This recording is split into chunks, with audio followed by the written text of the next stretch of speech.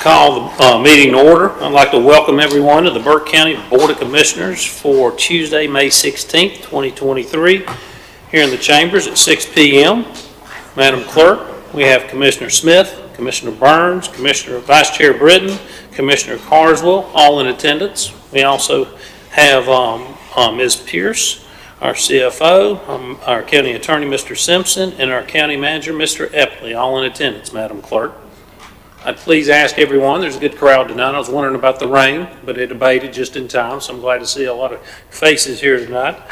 So I'd ask you to please silence your mobile devices. And I'd remind speakers to please activate the microphone when you come to the lectern so you can be heard by us and those folks in the room, as well as those folks following on YouTube. Gentlemen, I would ask the audience to please join us in the invocation. I'll ask, and I don't see the Reverend here, so I'm going to ask Commissioner Burns to lead us in our invocation. I would ask the audience to please remain standing, as I will ask also our County Attorney, J.R. Simpson, to lead us in the Pledge of Allegiance as well. You would pray with me. Oh God, we're just grateful to be here tonight. God, I thank you for all those who are in attendance, and I thank you for all of those who are watching at home. We just pray for your guidance and your direction as we be about the business of this county. And Lord, just give us the heart of leadership, and Lord, just see us and guide us and direct us through every decision that we have to make. And we love you in Jesus' name. Amen. Amen. Please join me in the pledge of this flag. I pledge allegiance to the flag of the United States of America and to the republic for which it stands, one nation, under God, indivisible, with liberty and justice for all. Please be seated. Thank you, gentlemen. Gentlemen, our first item of business is item number 4, approval of the agenda. You've had a chance to review the agenda. Do we have a motion to approve the agenda as presented? So moved, Mr. Chairman. Thank you, Vice Chair Britton. All those in favor signify with the uplifted hand. That is 5-0, Madam Clerk. That moves us on to approval of minutes. We have 3 sets of minutes to approve. September 6, 2022, Board of Commissioners pre-agenda meeting. September 6, 2022, Board of Commissioners special meeting. And September 20th, 2022, our regular meeting. Do we have a motion to approve the following meeting minutes as presented? So moved, Mr. Chairman. Thank you, Commissioner Burns. All those in favor signify with uplifted hand. Madam Clerk, that motion carries 5-0.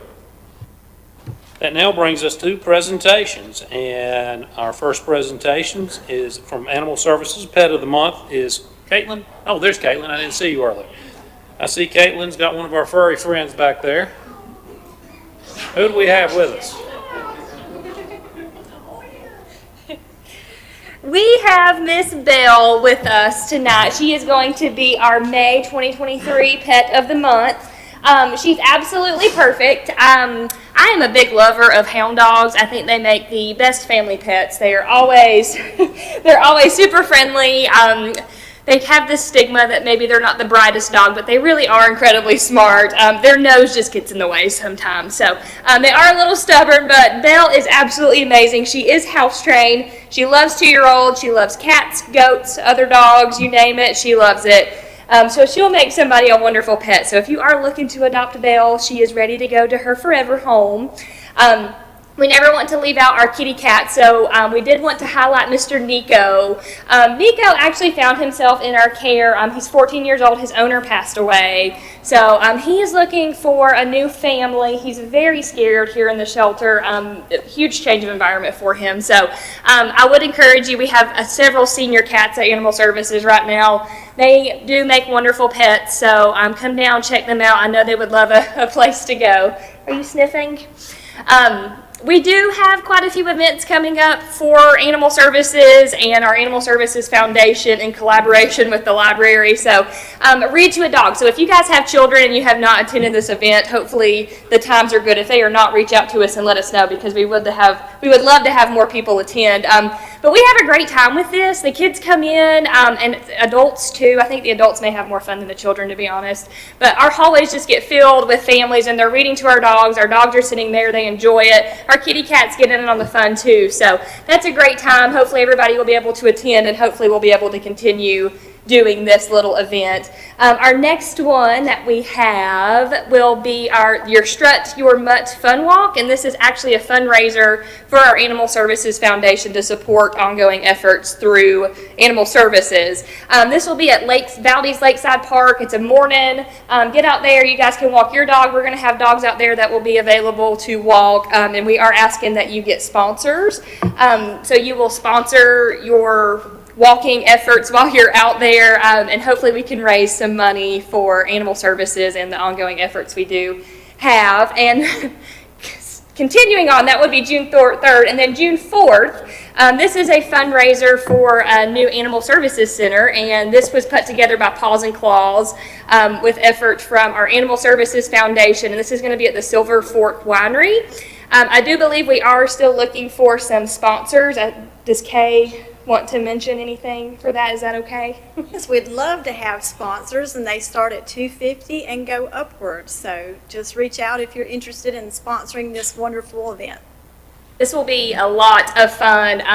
There are tickets available, so if you guys want to come and hang out, tickets pre-day of are $20, but if you buy them at the door, it is $25 to get in. But this will be a lot of fun. It's a Sunday afternoon. Come hang out with us. We're going to have dogs down there available for adoption as well. And last but not least, what we have coming up, we do have a rabies clinic. So if you guys did not hear, we had a positive rabies case down near Lake James. So we will be having a rabies clinic on June the 10th. It's going to be at Bell Farms. This is going to be $10 a vaccine, and we're going to be out there from 8 a.m. to 1 p.m. We are asking that you only bring your dogs, but you will be able to purchase a voucher for kitty cats, and we will do those at Animal Services in the confinement of a safe room, because we do not want any escapees. So we will be doing that. And if you need help with spay-neuter or anything while you're at the event, we will have some vouchers for spay-neuter through Reason on site as well. So that's just a few events that we have coming up. We are always very, very busy in the summertime. It is cat and kitten season. I would encourage you guys, if you haven't already come to visit us, we have lots of wonderful animals available for adoption. We're always looking for fosters to help us out during this time. Our kitty cats, we get full very quickly, so if we have cat fosters available, that helps us save more lives. So reach out to us, and that's all I have for this evening. Caitlin, thank you. Gentlemen, questions, comments? Lots going on. Lots to do. Very, very busy. Well, I'd like to recognize Belton's Dog of the Month and Nico as Cat of the Month, so I would encourage people to reach out. Looks like Belle's ready to go home with you. There we go.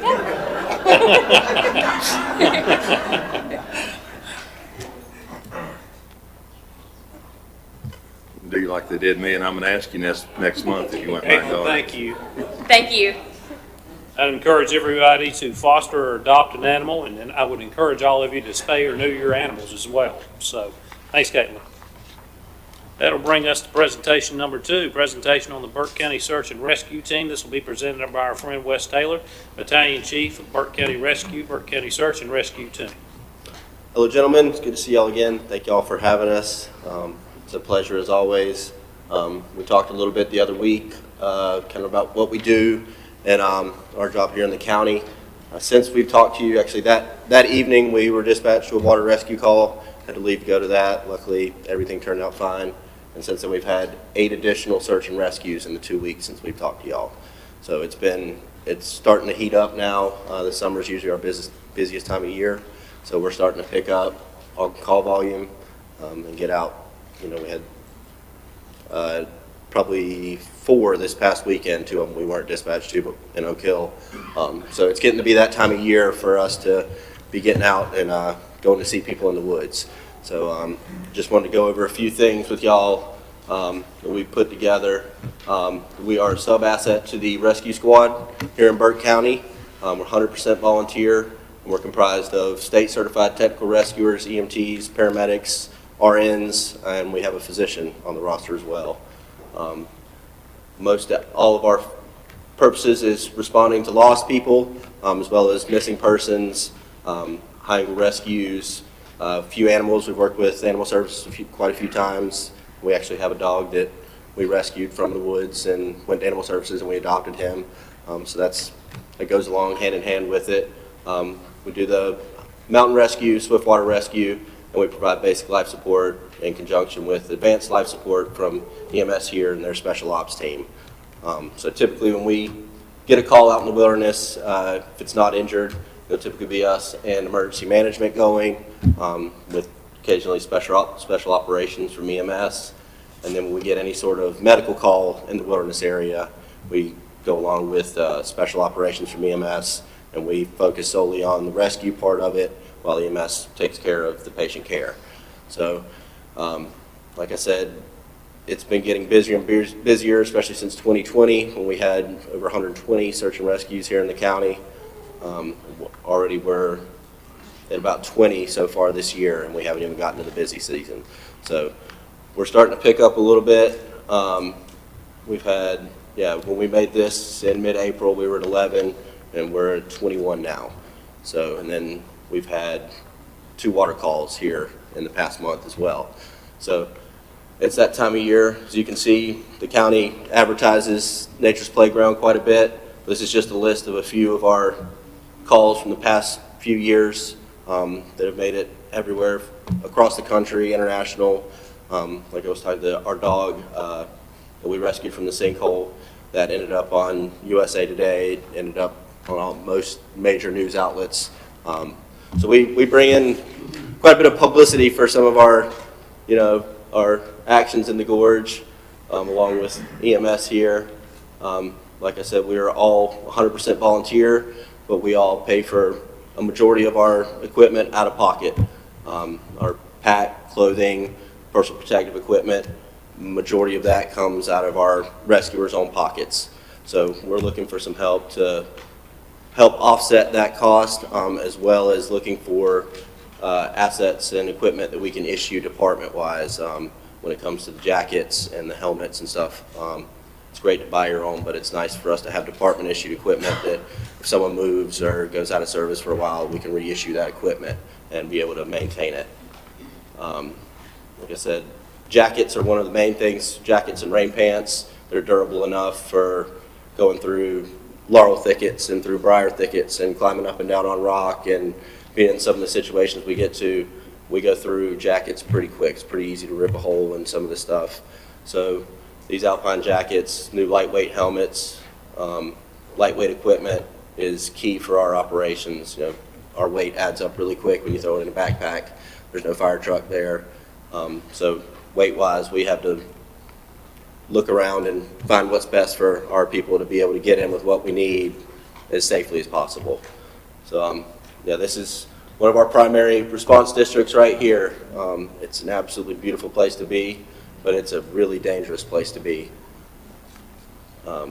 Here we've got, a picture of some of our rescuers on a call down in the amphitheater. This was just a climber that was going to the base of his climb, just happened to brush up against a rock, suffer an injury, and it would have been at least an 8 to 10 hour carry out to get him out from where he was in a Stokes basket. We requested a helicopter for this one, had the assistance from North Carolina Hard Team, came in, picked him up on the helix. Some of the circumstances we find ourselves in, there's a Black Hawk helicopter right above us, downdraft from that helicopter. It's anywhere from 60 to 80 miles an hour.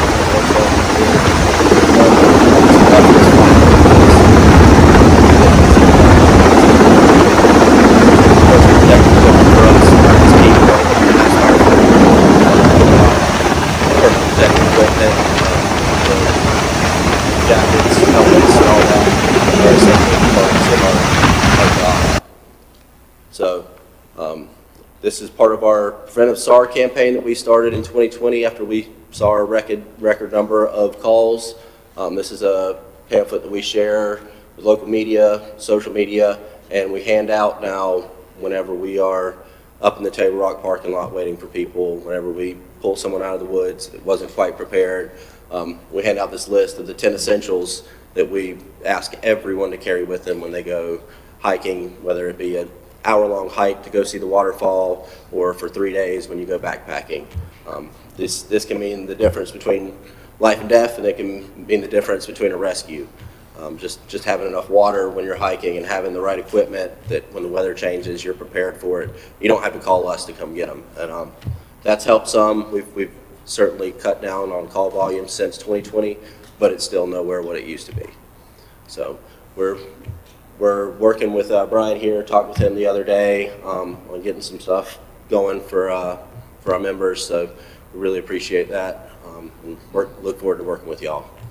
So we've got a few of our members here. If y'all want to raise your hand, we've got one out in the lobby. My wife and my daughter are out there. She's also a member of the SAR team and the rescue squad as well. So we really appreciate y'all's support and your help for helping us do the job we love to do. So, yep, thank you very much. Russ, thank you so much. Gentlemen, questions, comments? We all are quite appreciative of the things that you do that we take for granted. Somebody goes out and it's not a daylight job either. Most of the time it can be in the middle of the night. So Yep. y'all have some unbelievable conditions y'all face. We were out just last night, looking for someone that got left behind in the gorge. So it's a all too common occurrence around here. But we really appreciate y'all's support. And as you had mentioned, you spoke with Brian, and Yep. we're going to Yep. address some of those out-of-pocket Yep. expenses Yep. for you and your team. Yep. All right. Thank you very much. Any other questions, comments? Thank you very much.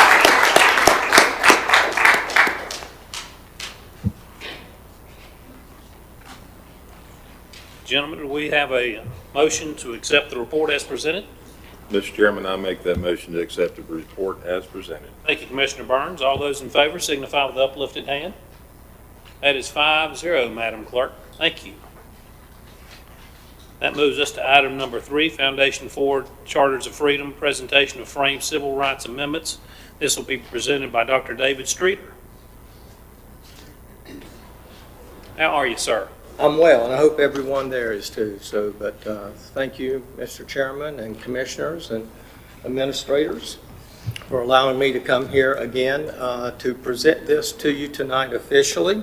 I am David Streeter, the Education Director for Foundation Forward, and I have the honor of doing this at many places around the country. But just to give you a little bit of background, the Charters of Freedom, as I mentioned the other day, consists of the Declaration of Independence, the United States Constitution, and then also the Bill of Rights. Our founding fathers knew that when they wrote these documents, that things change in a society for whatever reasons, and they had the insight to write the Constitution so that it could be altered and fix mistakes or bring it up to date. So as society has changed and advanced, so has Foundation Forward. And because of the democratic as opposed to the autocratic leadership within Foundation Forward as a group, but especially because of our benefactors and founders, Vance and Mary Jo Patterson, the Civil Rights Amendments were put together collectively for the first time, and this has not been done by our government or any other entity. So this is very special and unique to us. And what I would like to do is go ahead and unveil this, if I could get some help maybe, and talk about it for just a little bit.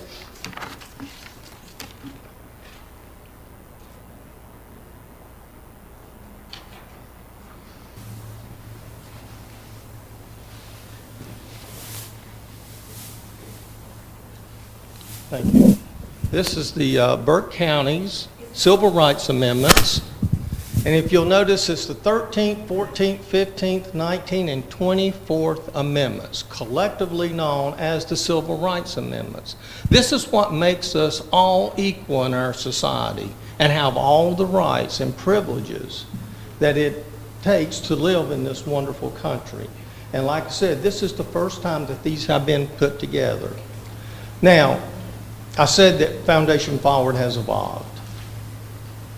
What we're now doing, what we have done in the past is built the settings, and notice I call them settings and not monuments, because the documents of the Declaration of Independence, the Constitution, the Bill of Rights, and the Civil Rights Amendments, they're alive and well. A monument pays an honor or a tribute to something or a person who's no longer to us.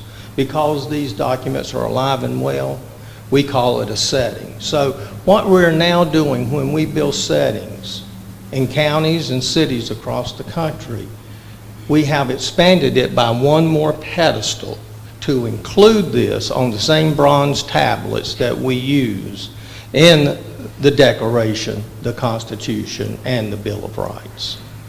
And something else I would like, if later on when you get an opportunity to come by and take a look at this, from the 13th Amendment to the 24th Amendment took almost 100 years. So it shows that things may not happen fast, but good things do happen that can benefit everyone. So what we would like to do as far as Burke County is concerned, we would like and invite you to please pass this around throughout the county to all the departments. Display it for several days in each of those departments. Maybe have someone present this to the departments and explain what it is, where it came from, what it means. Being a resident of Burke County, I'd be willing to help do that. And then once that is done, to share this with the local school system. And I recently met with Dr. Wilson about what all the things that we're doing. He is the Chief Academic Officer for the Burke County school system. And we told him about this, and then we would like you to turn it over to them and let them borrow it and do the same thing throughout the school system. Take it to each school.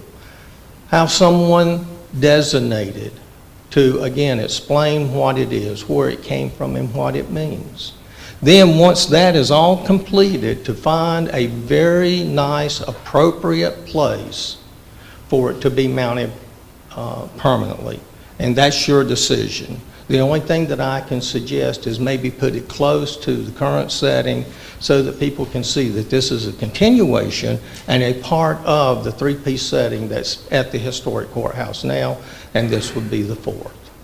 So that's basically my presentation. Thank you. I'll take any questions if you have them. Thank you, Dr. Streeter. Gentlemen, questions, comments? I make a motion that we accept the donation of the framed replicas of the Civil Rights Amendments to the United States Constitution from Foundation Forward, Incorporated, and express appreciation for the gifts. Thank you, Commissioner Smith. All those in favor signify with uplifted hand. That is 5-0, Madam Clerk. And Dr. Streeter, if you wouldn't mind, if you would stand up there with the five of us, I'd like to Okay. have Kate. I would be honored to do so. Actually, we'll carry it over here and get in the middle. I just hope I don't break your camera.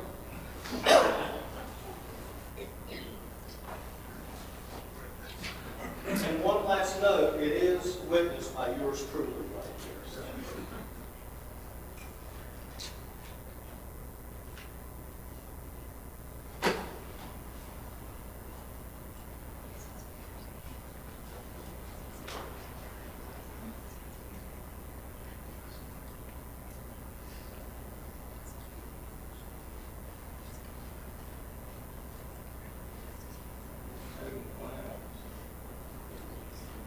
Yeah, 3 and 3. That's perfect.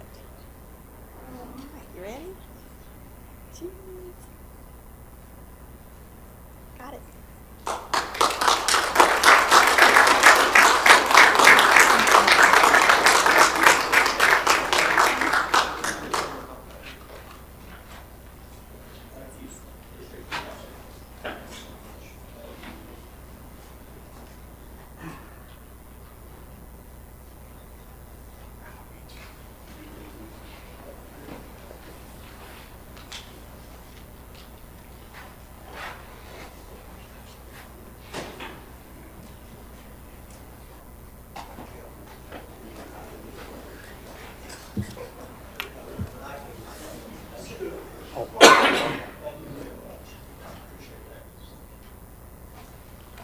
Once again, thank you, Dr. Streeter. Great presentation. I was honored, and thank you for that. We're honored for the donation. And if you need anything else from us, I'm right here in town. Randy does that. Except for you. Randy can run anybody down. That's right. Thank you again. Gentlemen, that'll move us to presentation number 4, recognition of winners from the Chamber's Spring Litter Sweep presented by our good friend Tanya Stevenson, Burke County Chamber of Commerce President. Tanya, how are you, ma'am? I'm wonderful. Hope you guys are. Yes, ma'am. Thank you so much for having me back tonight. Good evening, Chairman, Mr. Chairman, Commissioners, Manager, Clerk, and others. We're so excited that we're celebrating our litter sweep. We had a very successful one this year. Unfortunately, we got a lot of litter, so we picked up a lot of litter, though, throughout the community. I want to recognize Jenna Cole. She is the powerhouse behind our litter sweep and does all the work behind it, and so passionate about it, and she just does a fabulous job. I'm so thankful to have her on the team. With everything at the Chamber, as anybody knows anything about the Chamber, we don't do anything without partners. So we are so very grateful for the county for partnering with us on the litter sweep.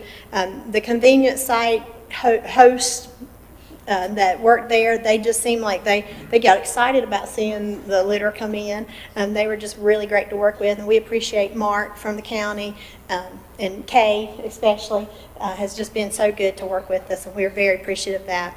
We also partnered with Republic Waste, was our presenting investor for the program. They also gave us an opportunity to do recycling this year, so we were very glad to add that to the process.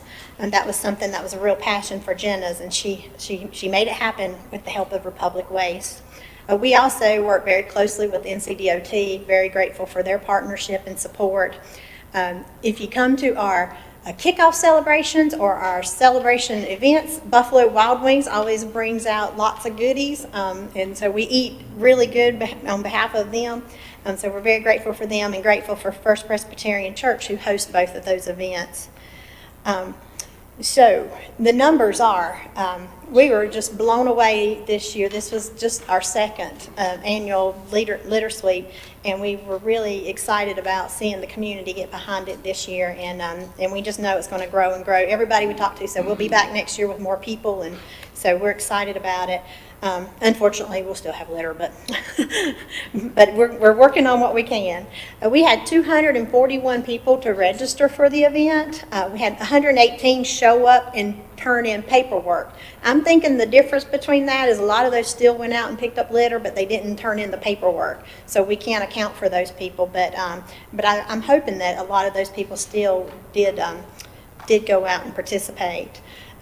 Throughout the week, and this was the week of April 24th through the 29th, the community picked up 239 bags of trash plus 24 bags of recycling. And that's just amazing to me, and really grateful for that. And that was with having a few of those days raining, so that the weather did not cooperate on a couple of days. And that doesn't include the 14 plus items that were large items that couldn't be put in bags. For instance, car batteries, tires, 3 sofas were picked up that we know about, plus other large items. So it was a lot of things getting off the sides of the road here in Burke County. And what we are excited to hear are the winners. I have checks for the winners tonight. They didn't get their actual checks at the celebration, so they're coming tonight for that. And I think, Scott, you have a gift for them as well. Is it okay if I call them up? Please do. Okay. So with third place, and the Chamber gives cash prizes. In third place with the $150 cash prize, who picked up 20 bags. We have lots of representatives from the Girl Scout Troop 2396. So ladies, if y'all would come join us, Mr. Chairman, I think Mr. Chairman's going to come give you a gift. I have a check for you.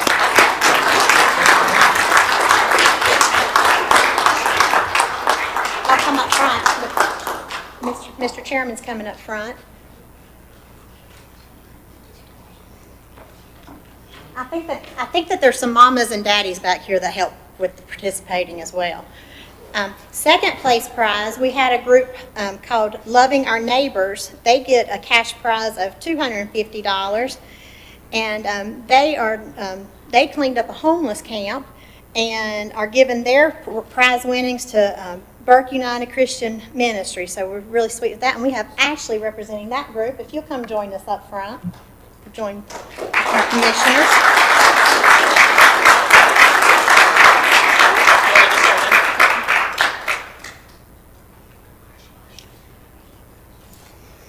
And unfortunately, our first place prize winner is not able to be with us tonight, but I want to really brag on him.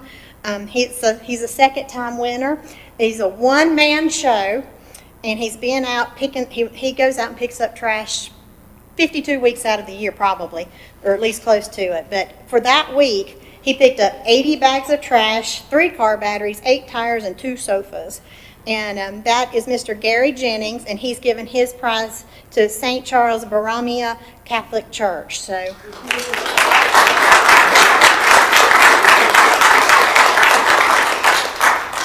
these guys and mamas and daddies back here all get, just want to know, thank you on behalf of the Chamber of Commerce. Anybody would like to come forward and take a picture? You know, parents back there. Sure. So thank you all for all that your hard work. Excuse me.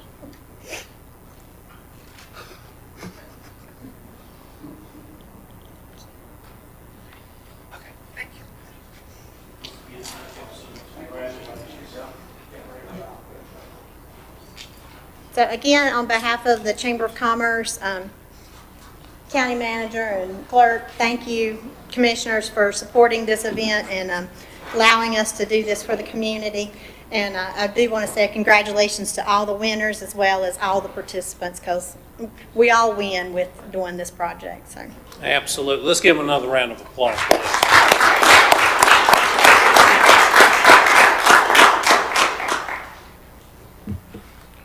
Well, gentlemen, do we have a motion to accept the report as presented? I'd like to make a comment before we do that. I wish that they'd take those couches over to Burke County School Superintendent Mike Swan so he can burn them after West Virginia beats Texas this year before they join the Southeastern Conference.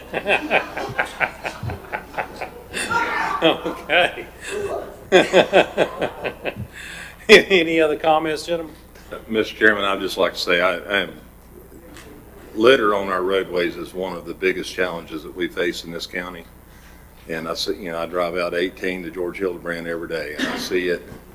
And I'll admit I don't always stop, but I do stop when I have time to pick it up. And I'm especially grateful to all these that are willing to get out there and spend their time. And I mean, if it can be something as simple as walking across the parking lot and picking up a receipt that someone dropped. So we just all need to do our part, and I just want to express my heartfelt gratitude to all those who did. And Tanya, thank you and your staff, and Kay and the county manager, and everybody that helped put this together. We really appreciate it. Well said, Commissioner Burns. Any other comments, gentlemen? Do we have a motion to accept the report as presented? Mr. Chairman, I'd like to make the motion to accept the report as presented. Thank you, Commissioner Burns. All those in favor signify with uplifted hand. Thanks again, Tanya, and your staff. You've done a wonderful job. Well, gentlemen, that'll bring us to item number 7, scheduled public hearings. There are none, so that will put us at item number 8, informal public comments. Madam Clerk, do we have anybody that wishes to speak? Thank you, Mr. Chairman. We have 4 citizens that pre-registered to speak tonight. The first one would be Dr. Kenneth Carrico.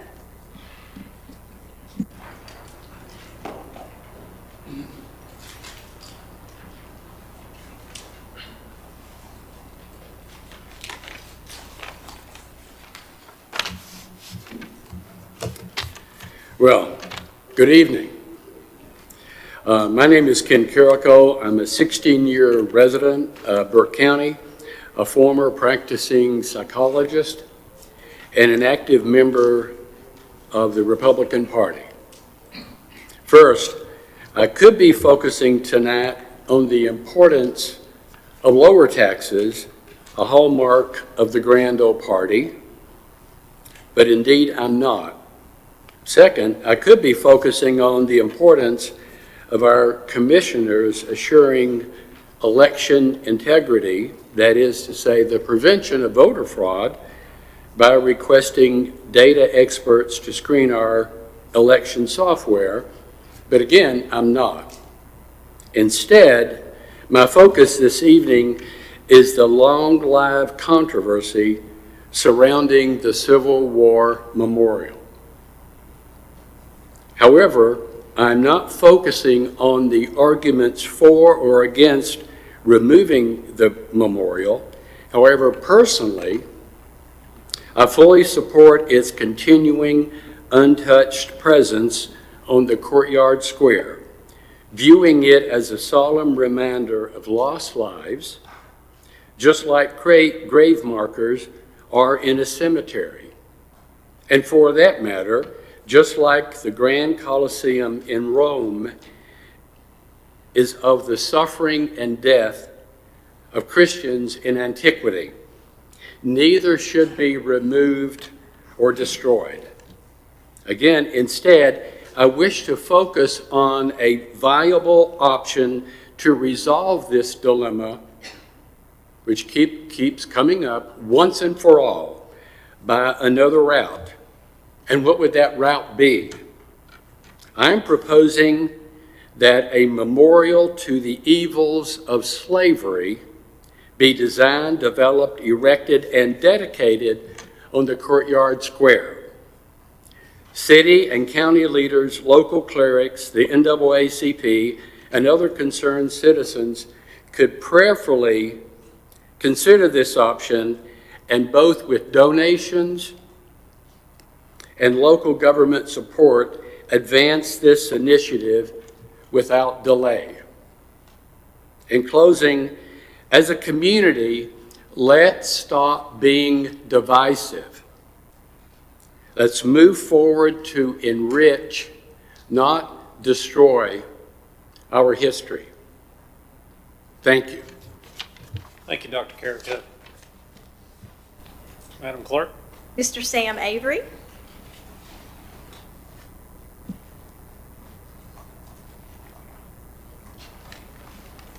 Gentlemen, Sam Avery, 115 Riverside Court, Morganton. I'm so glad I got to see Foundation Forward present the Civil Rights Amendment. I know that organization very well. They do outstanding work, and this is a great addition. Thank you for accepting that. I represent tonight the Burke Coalition for Racial Reconciliation. As you know, for 2.5 years, people have come here each month to address during public comment. Tonight, we're doing something a little different, starting something new. Our group meets just before your group meets each month. And now what we would like to do is come each month and give you a little report on our meeting. And that's why I'm here tonight. So I left our meeting at New Day Christian Church where about 30 members were present. And tonight the program was we watched the commencement address at the University of North Carolina, which happened over the weekend, and the speaker was Bryan Stevenson. Bryan Stevenson is about my age. As a youngster, he grew up in a rural setting in a place that his father could not attend high school because they would not provide a high school. They had to be forced to provide a high school. Bryan Stevenson overcame that. He graduated from Harvard Law School and Harvard School of Government. He could have taken a job with any law firm in the United States. He decided to move to Alabama and start a program to help innocent people who were on death row.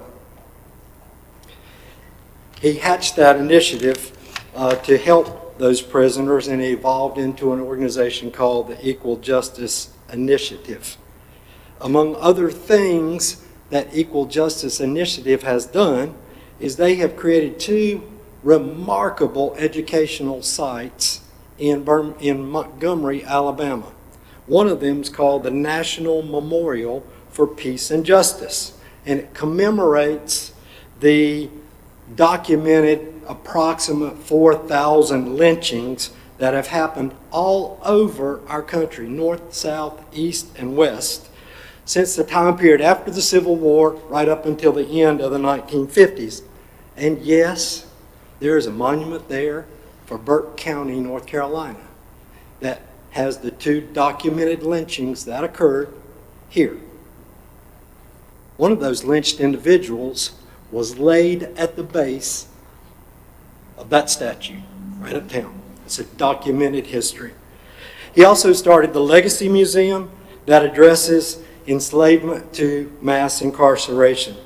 Mr. Stevenson told the Carolina graduates to step outside of their comfort zones, to share life with people who are different from them as they move into life. And I close with something I observed. This will take me just a second. I went to church Sunday, and after church Sunday, I greeted an elected official I've known a long time. He's not a member of our church, but occasionally he visits. And we chatted for a while, and suddenly he disappeared. And he walked across the street, and there were 3 homeless men sitting on the wall over there, and he went over there and engaged them in conversation. And I thought, that's how reconciliation begins, when people who are different talk to each other. We encourage you all to try to take the lead in racial reconciliation in Burke County. It wants to happen. Thank you very much. Thank you, Mr. Avery. Madam Clerk? Mr. John McCormick Holderegger. Thank you, members of the commission, for the time. I'd like to yield some of my time to the gentleman there. He's very interesting. I'd like to hear more of what he has to say. I'm here representing Silver Creek Golf Club in Morganton, just off Jamestown Road. We're a public golf course. We're a public restaurant.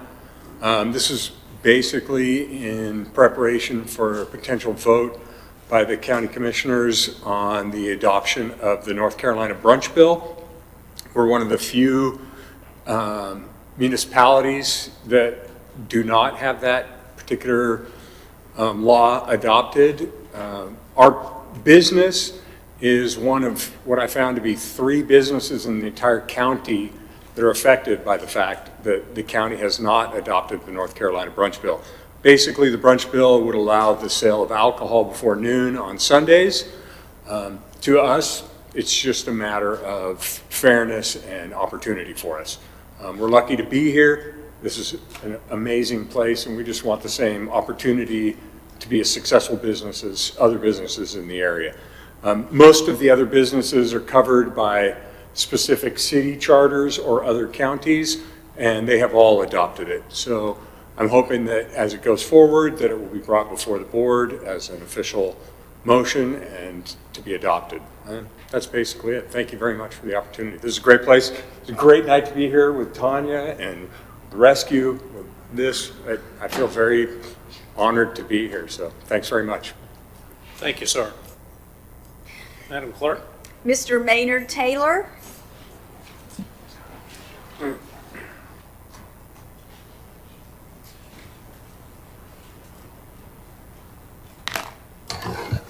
Very pleasant good evening to you, commissioners, county manager Brian Heflin, Kay, also to county department heads that are here, and county staff, fellow citizens and guests. I greet you on the subject of Civil War and the monuments. Some of this you have heard before, but I hear wind in the breeze and words in the breeze that there's still an effort to change something that the Constitution protects that you can't change. And I just wanted to remind you, some of this you've heard before. There were 6 wars before the Civil War. They were the Gulf War, the Vietnam War, the Korean War, World War II, World War I, Spanish-American War, and the American Civil War had more casualties, 620,000 casualties for that one war. And that's more casualties than all the other wars combined, including those after the Civil War, which was the Mexican-American War, the War of 1812, and American Revolution, which was 75 through 1783. The 6 wars combined before the Civil War was 618,304. American casualties of these, 20,000 of them, were African Americans. The American Civil War had 620,000, and there are historical reports from several different firms that they had 400,000 missing in that war. Many of them were wives, children, after the war had gone through the town, and there's awfully some real stories and how all that happened. If this is an actual number, the total number of American casualties in the American Civil War is over 1 million people. I logged on the internet, it's been a little more than a year ago, but I logged and asked, how many times does the Bible instruct us to remember or a form of remembrance? And the answer was 6,840 times. I won't be able to read all this. I have given Kay a copy. You commissioners or anybody in here or any citizen of Burke County may request it. But I'm running out of time, and I want to leave you with a very important question, a food for thought question.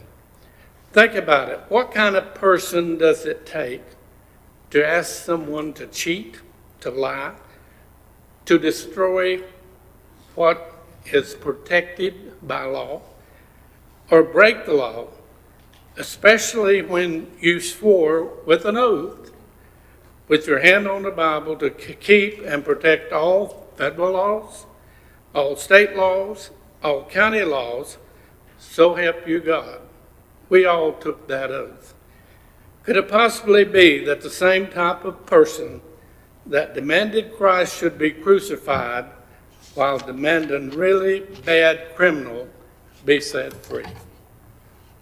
Folks, it is time for us to protect the Constitution, the purpose of the Constitution, and why we need to protect them is simply from remembrance of what a horrible time it was. We don't need to go through it again. Thank you, Mr. Taylor. Thank you very much. Madam Clerk? That's all the cards I have. All right, well, gentlemen, this will move us to item number 9, consent agenda. I'll ask our county manager to review the items on the consent agenda. Yes, sir. Thank you, Mr. Chairman. Several items for consideration, and each of these were presented at your pre-agenda meeting 2 weeks ago. Item 1 is adoption of an alternative fee schedule for animal services for other species other than companion animals, dogs, and cats. Item 2 is approval of the presentation of financial data for the period ending March 31st, 2023 from Burke County Public Schools. Item 3 for consideration is from our clerk, appointment to the Council of Aging.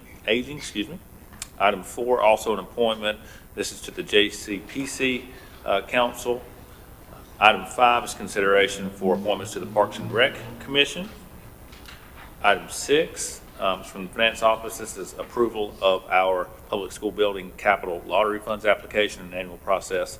And those funds will be used for existing debt service. Item 7 from General Services is approval for our lead service line inventory grant. Item 8 for consideration is from the Sheriff's Department, and this is a resolution that would award a county-issued service weapon for a retired employee. Item 9, also from the Sheriff's Office, an approval to request the use of federal narcotic forfeiture funds for a training event. Item 10 would be from our JCPC function, approval of the county's annual plan as required, along with the annual funding allocation. Item 11 is the release report for April 2023 from our tax department. Item 12 corresponding would be the monthly collection report for April 2023 from the tax department. Item 13 would be a financial update from our Tourism Development Authority for the period ending March 31, 2023.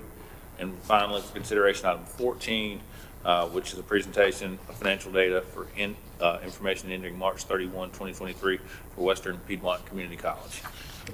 Mr. Chairman, I think that concludes the lengthy consent, and I'm happy to answer any questions you may have. Gentlemen, any questions?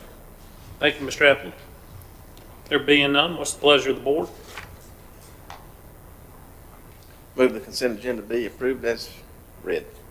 Thank you, Vice Chair Britton. All those in favor signify with the uplifted hand. Madam Clerk, that is 5-0.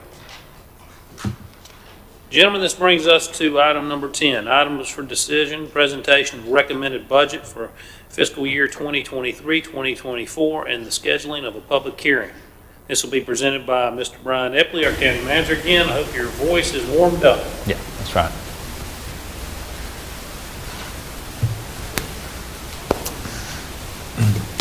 Chairman, members of the board, thank you so much for the opportunity. It's an exciting opportunity. As you're all well aware, after arriving in February, I immediately jumped into the budget process following the board's lead. I think I have a mobile device today. Yeah. Can you hear me okay? We'll go back there. I told Scott it would be very difficult for me to work through this slide PowerPoint being nailed to this podium. So I had to have a little more strategic initiative this evening. But the budget process is something that I think is unique. It gives us an opportunity to link priorities with resource allocation in an effort to try to get better, in an effort to try to evolve, try to do more. And I think that's the concept behind the budget that I'll be presenting tonight, is that we've tried to first identify priorities, and we've done that throughout the budget process with the development of a strategic plan, also a capital improvement plan highlighted, and those priorities, those deliverables, as you're all aware, were created based on logic and need. So trying to analyze in a data-driven way where are areas that county government can impact lives, can advance the community. What are the things that each of you see as things that are going to be beneficial to the citizens of Burke County. And then as we identify those logic-based and data-driven priorities, we're able to shape the budget around those. And so what I have for you tonight is I'm going to move this down a little bit, is a PowerPoint slideshow that walks you through the highlights. Each of you have been distributed the full budget, including all the details. In conjunction, there is a budget message that is a narrative of the summary from the manager's office. Following tonight's presentation, the board will be asked to consider setting a public hearing for June the 20th. And then during that span, between now and June 20th, the budget will be allocated across the county in 4 or 5 different spots for community input. Is that feedback coming through you guys? Is that hard to hear? I can circle back. It's a little low. Is that better? That's better. Is that better? I can transition back as my mobile device. I think you are. I'm going to circle back here. So clearly that didn't work. And I typically save that for halfway through when people are asleep. We'll get that out of the way first thing. That made me think of an old Ronald Reagan quote. He was giving a speech and something happened and he just said, "Missed me." Yeah. I've titled this presentation Dollars and Cents being those logic-based, data-driven priorities, and dollars being the resource allocation that we're trying to highlight. And again, this will be the full budget will be out for public inspection for the next 30 days until the board votes. So the way that we've laid this PowerPoint out is I think it's important to start first by evaluating where we've been, how have we been performing. Then we'll talk briefly about the development process, policy direction from our Board of Commissioners. We'll follow that by a brief economic outlook that really helps mold our revenue forecast. So many of our revenues are driven by economic energy, and obviously our revenue forecast is going to drive the spend side of our budget. We'll talk next about the general fund tax rate, our operational budgets, capital improvement plan, education support, funding for our outside partners, and then close by briefly visiting both of our proprietary funds, solid waste, and water sewer budget. I thought it'd be a good place to start by, and this is something that we've talked about consistently through the budget process, and that is finding the intersection between preparedness and opportunity. And I've been very purposeful about saying how much I've admired how this board in recent years has prepared for this moment of execution. Preparation to have a bond rating that's AA+, top 15 in the state of North Carolina, fund balance that's been grown. We have changing in leadership, new board members. There are so many things that have really synchronized in a way to make now the time. And having that level of preparedness, if it doesn't intersect surgically with the opportunity, I think we can miss the boat. But that's where I think we are. That's where I think this budget is. I think it's a transformational document that really sets Burke County up to be successful long term.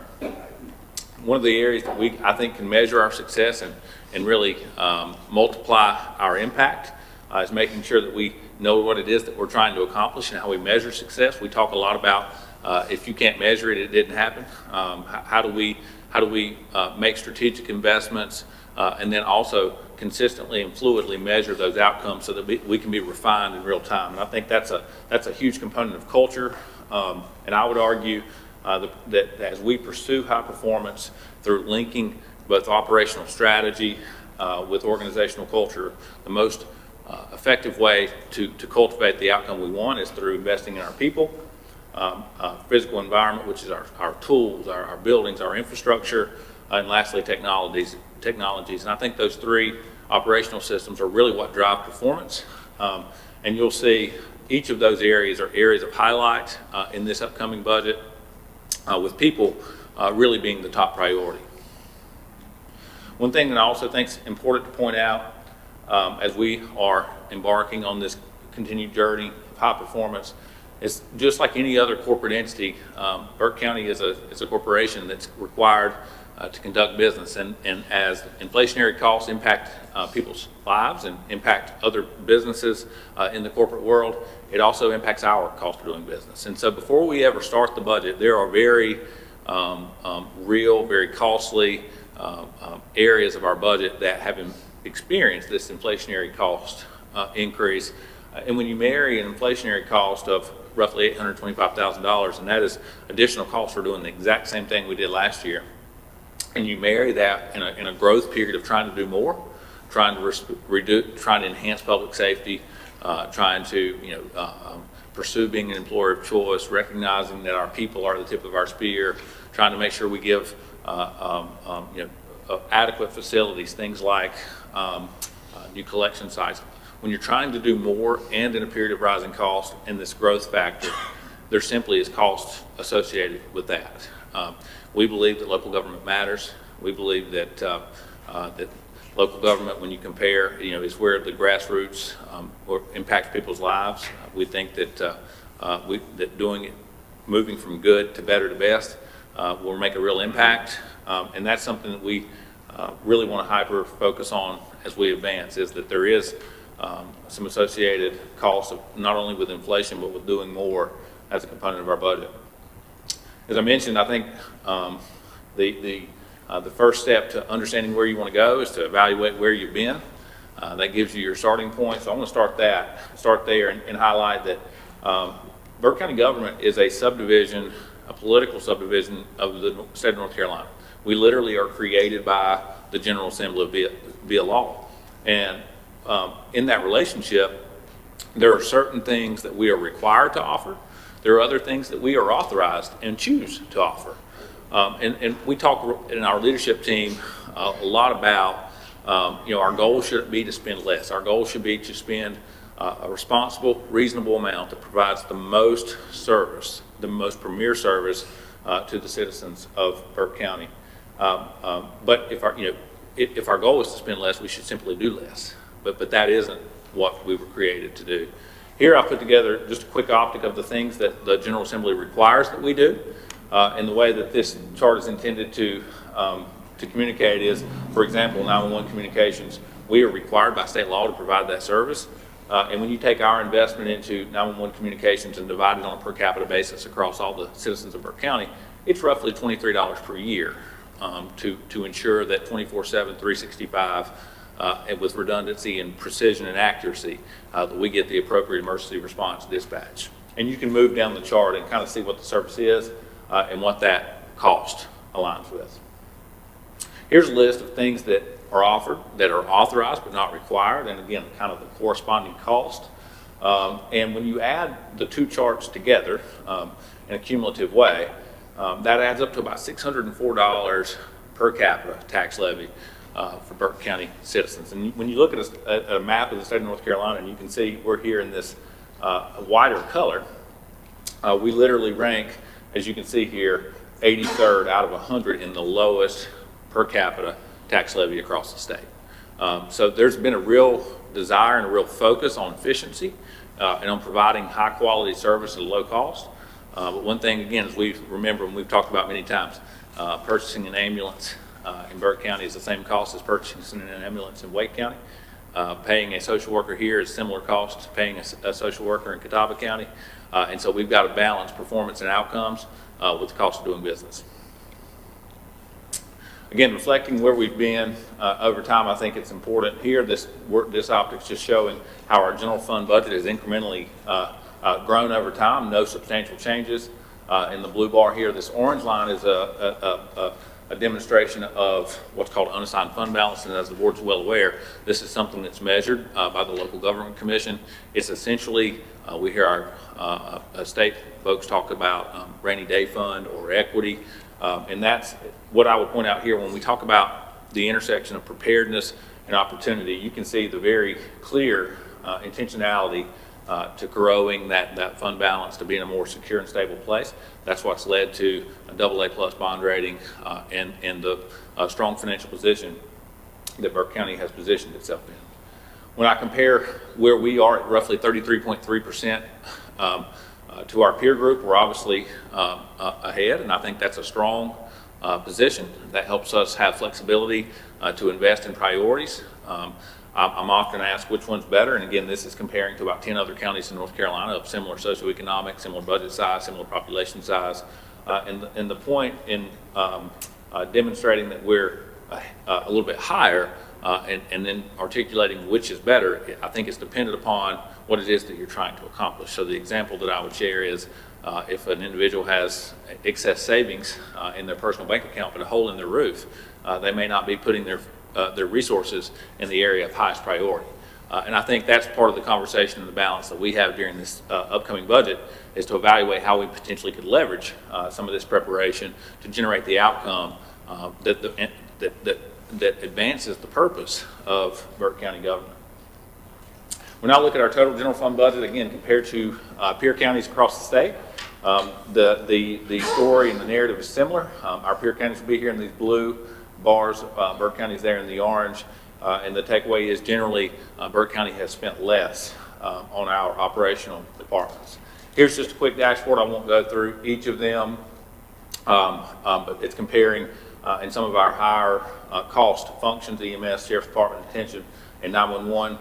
You may see this transition here in 911 where Burke County spent less and some of our peer counties have spent more. That's people. Right? There's been a high level of turnover. It's an industry with high wage escalation. There's been market adjustments with some of those peer counties that really drive that operational cost. But I think we would all agree having adequate staffing and trained professionals in a high stress, critical path public safety function is something that is a basic responsibility of local government. And that's just something, again, we need to keep in mind. Here we've evaluated public health and social services. These functions are a little bit different. Public health often driven by the gap that public health has to fill when looking at the private market. Obviously, they have to provide services that may not be offered by the private market, again, kind of fill that gap. And social services budgets often driven by factors outside of our control. Medicaid eligibility is one of those things. But what we want to manage and monitor here is what is the local cost metric to balance those budgets. I would point out both of these functions are highly driven by people costs, so there's not a lot of operational, supplies and those type of things involved. in those two. But again, I think the general takeaway is there's been a lower cost requirement to operate those two departments over time. And the question becomes, well, what does that create? What is the cause and effect there? I'd also point out, if you recall, to kick off when we said, well, let's evaluate where we've been, we talked about investing into people, into infrastructure, into technology. This is showing our investment into human capital, our employees, going all the way back to 2014. Last year, we spent about $27 million on people.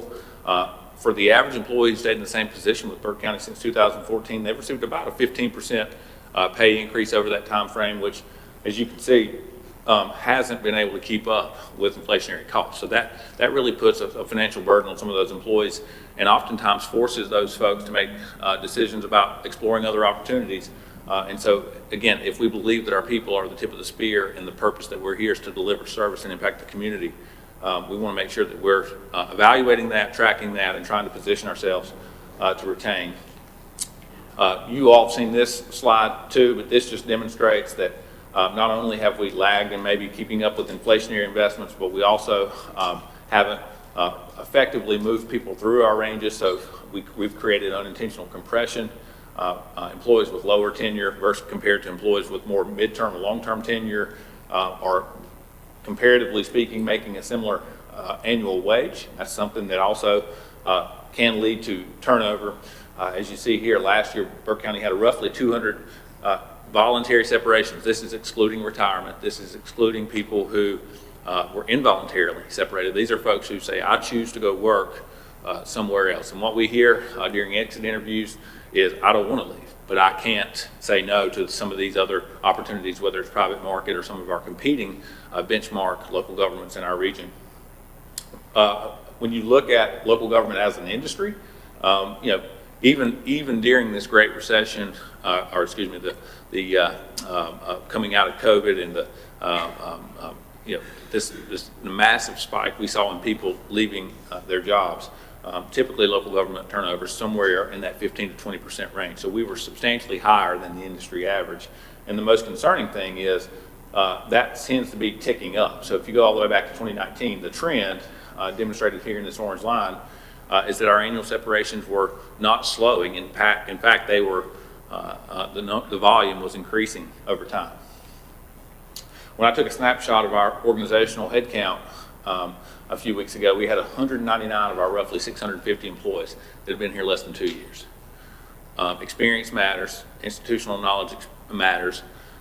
What happens in these cases are not only do you have folks that are onboarding and maybe not having the opportunity to train alongside someone who's more experienced and learn their job, but you also end up with promotional opportunities where people are being promoted ahead of what they're comfortable doing. And all of that over time, when cumulatively happen, again, impacts our ability to pursue high performance, to deliver premier service delivery, and it's something that we have to be aware of. That second system that we've really hyper-focused on is our capital infrastructure needs. Again, when we talk about preparation and vision of the board, in 2020, the board contracted with a company called Mosley Architects to come in. They evaluated all of our buildings across county government, across 6 systems, and were able to quantify a grading score. And what the findings were that a substantial amount of our building stock was reaching or already had reached end of life.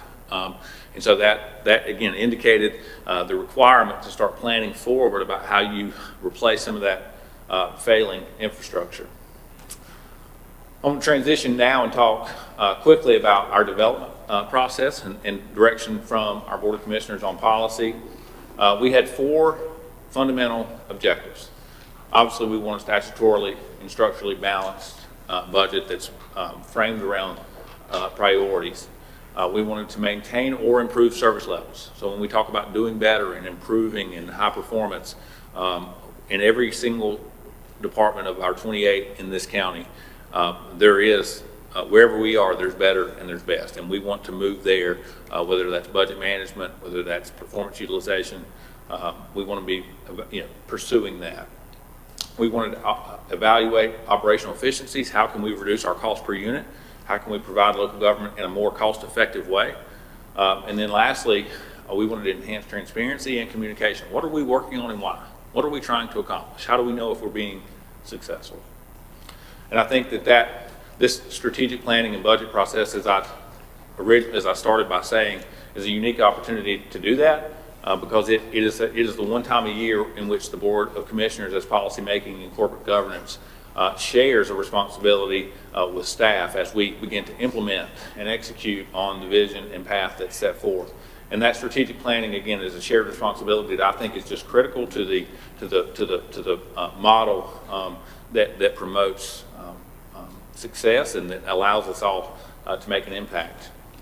That all started back in February as I really onboarded, and that led into some mid-year financial analysis. How did we perform in the first and second quarter of the fiscal year, July through December? What type of flexibility, what mechanically about our budget's working well, what's not working well, where are our priorities, where are we investing? And that led us into a 2-day working session at Lake James State Park, a full 2-day event. We talked about capital, we talked about operations, we talked about our operational systems. Following that, we've been able to meet with all of our operating departments, all 28 of them, some of them multiple times. We've been able to connect with community partners. We've identified legislative priorities and made trips to Raleigh. We've looked at economic forecasts to better balance, our strategy in developing the budget. We've communicated our revenue memorandum, and all throughout that entire process, there's been very detailed and frequent check-ins with our Board of Commissioners to make sure that the way we were moving was in line with the priorities. We're presenting the budget tonight, and there'll be consideration for adoption in June. I've mentioned several times the Commissioner's strategic plan, and I would point out that this is, although there's been a very clear vision and a very intentional effort to be prepared, this is when we talk about increasing accountability and transparency, this is the first time that we've consolidated all those priorities and narrowed those down to writing and put them into a articulated and written strategic plan, which is highlighted by these 5 areas of focus. So these areas, each of these areas have measurable, data-driven deliverables underneath that we're able to evaluate on an every 6 to 12 month basis and again, ensure that we're having measurable production.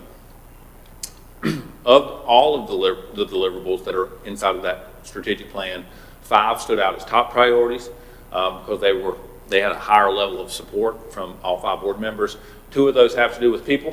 One is specifically focused on broadband. We also have revenue diversification through a Article 46 sales tax, and then also trying to address some lagging capital needs. Those were the things that our board said were the most important, and that's where we tried to frame resource allocation around in our budget. As I mentioned earlier, a big part of our budget is how is the economy performing?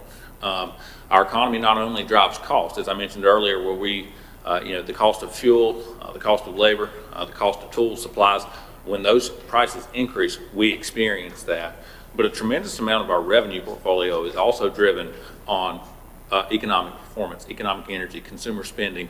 And so as we're setting as we're trying to put together predictive analytics, as we're trying to pro forma and forecast what our funding levels are going to be, which will ultimately balance and drive our spend plan, I think that's critically important. When we take a macroeconomic look at some key economic indicators, we all know when we've felt the impact of cost escalation through inflation, we know construction costs are continuing to escalate, and we also know that labor force participation is at a really all-time low at 57%.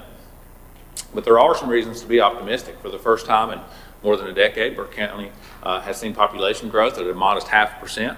I'd point out that our school system has also seen an increase in student population, last year at about 11,500 and this year at about 12,001 average daily membership. I'd point out that our building and development land use revenues are continuing to show growth. Unemployment by definition is fully employed in Burke County at roughly 3.5%, and our consumer spending statistics continue to show good energy. I mentioned unemployment was roughly 3.5%, lower than the state average, and has been, other than a brief spike there in January 2020, continued to perform, just at an incredible level. When I look at our labor force by sector, I see that roughly half of our labor force is conducted from public health, public education, and manufacturing. And so I wanted to drill down just a little bit more on manufacturing because it has such a big impact on our economy. Of the roughly $2.7 billion GDP in Burke County, and you can see how that's tracked compared to federal growth over time. That gap has begun to elongate. But manufacturing is a huge creator of jobs, 24% of our total labor force. Manufacturing also tends to be a huge part of your tax base because the machinery and equipment, the personal property that's used to convert raw materials into a finished product is often of high value. So manufacturing is something that I think that is critical when assessing and performing tax base, when looking at consumer spending because of the job creation component. And we can see that of roughly our $2.7 billion GDP, roughly $869 million of it, a large portion comes from that manufacturing sector. So the next thing that we did is, if manufacturing is a little bit of a concentration risk and a critical component of our economy, how do we know how that's performing? And this is just a brief analytic that demonstrates it's a measure of purchasing, logistics, and supply chain's ability to obtain raw materials. And obviously, in the manufacturing world, obtaining raw materials is critical to developing your product and selling it, which helps people keep their jobs. Typically here, anything above 50 would indicate that sector is in a growth period. Anything below 50 is in a contraction period. I've gone back from about 25 years. That red line demonstrates where we are now. And the positive news is we appear to be stable. And I think that gives us some optimism as we're, again, setting that component of the tax base. Another area that we have seen some volatility in that I think it's important to really measure is motor vehicle values. As the board's aware, county staff and the county tax department do not set values for motor vehicles. Those are set through the state tag and tag system, NCVTS, but they are a huge portion of our tax base, roughly $912 million of our $10.6 billion tax base. So a little less than 10%, and missing that by a percentage point or two can have significant impact on revenue streams. So one thing that we know is because of the shortage of microchips over the last couple of years, we've seen incredible cost escalation in used vehicles because of supply and demand equilibrium, meaning if you can't find a new car and you need a car today, you probably are going to buy a used one. And when more buyers are competing, that drives up price. And when price is driven up, it drives up value. And when value is driven up, that's corresponding revenue for local governments. And so what we've seen is with interest rates increasing and supply chains kind of leveling out, that there's been a little bit more of a coming together, if you will, between new and used.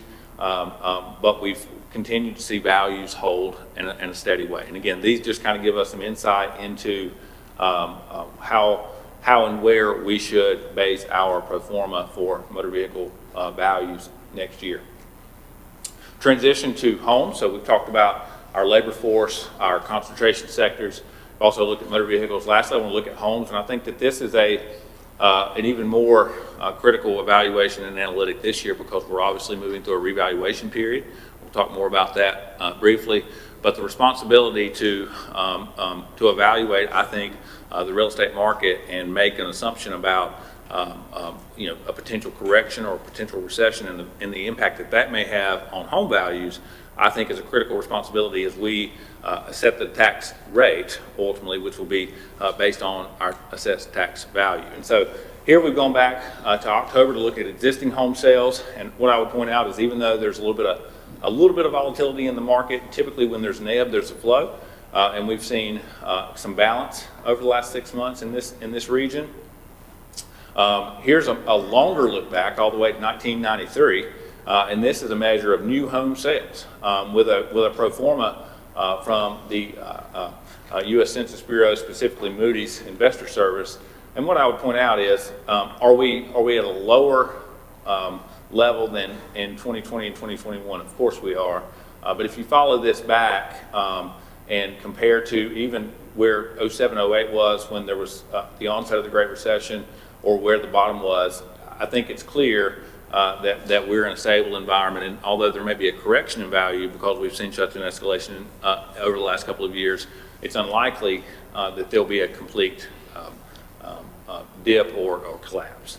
Another way to look at it, this is new single-family starts, so this is people starting new construction, and the concept's really the same. When you look at where the market was before this massive collapse in 07, 08, and you fast forward, we are a long way from that, and if you evaluate where we're projected to be next year and you follow it back, it's nowhere near this kind of dip. So I think it's safe to say there could be a slight correction in home values and real estate values over time, but I don't know that it's reasonable to expect there to be some type of catastrophic, based on 30-year data, dip in values. So I say all that to say, when we evaluate comprehensively all of these economic decisions, we did want to be a reasonable, responsible, and have a recession-ready budget, not overly leveraged on economic generated revenue. But we also wanted to make sure that we were trying to do better. We were trying to advance, that we were trying to provide a higher level of service at a more reasoned way, and that, for us, promoted optimism. So in the midst of uncertainty, we rely on data like that. When you're uncertain as to which way to go, we've really tried to find data-driven solutions and analytics that help tell our story, and we understand the diversification of all of our revenue sources are going to be critical. When I look at the proposed FY24 budget, it's balanced on $99.8 million in general fund revenue. About 58% of that comes from property tax. You can see here, as I mentioned earlier, we are navigating through a state-mandated revaluation process of all real property. Of our tax portfolio of roughly a $10.6 billion tax base, you can see that real property growth of roughly 47%, $2.7 billion in growth, is by far the largest component. And as a reminder, the last time that Burke County did a real property reappraisal was in 2019, so pre-COVID, and we've saw all of those market changes since that point. Here's how our revenue portfolio compares over a 3-year period. And again, I mentioned roughly a 58% focus on property tax, about almost 11% on sales tax, and roughly 21% on restricted intergovernmental, which is primarily public health and social services. Here I've put together some quick financial ratios to compare how we're tracking this year compared to some of our peers. Again, when we talk about recession ready, we want to be not overly leveraged on those revenue sources that may be volatile during periods of economic uncertainty. And you can see here, both with property tax and sales tax, we compare very favorably. I'll talk momentarily about reval. It is a huge component of our budget. Many of the things that we're trying to plan for and look out over the next 36 to 60 months versus in a 12-month vacuum. I think that's one of the critical challenges of any budget process, but that's amplified with the responsibility of setting a tax rate during a revaluation. And you've seen 47.1% property tax, or property value growth. And so I think it's important to understand first what reval is. It's a mandated state process that has to happen in North Carolina every 8 years. However, the regulatory agency, which is the North Carolina Department of Revenue, recommends that counties adopt and advance that to do it more often. The more often you do it, the more in line and close to market you would be. The last one in Burke County was in 2019, so we were scheduled to do a 4-year reappraisal, as is most of the counties in the state, in 2023. However, there is an additional component to that guiding statute that says if your tax values are more than 15% out of line with market, then you have to do a revaluation process in that year. So what that means is for every piece of real property in Burke County, we have a value on our tax books.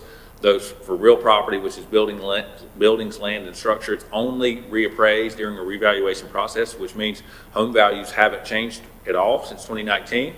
And while those stay static, market is always changing. And if market drops or escalates by more than 15% above or below that tax value, the Department of Revenue is going to require that you stop at that point and do a reassessment.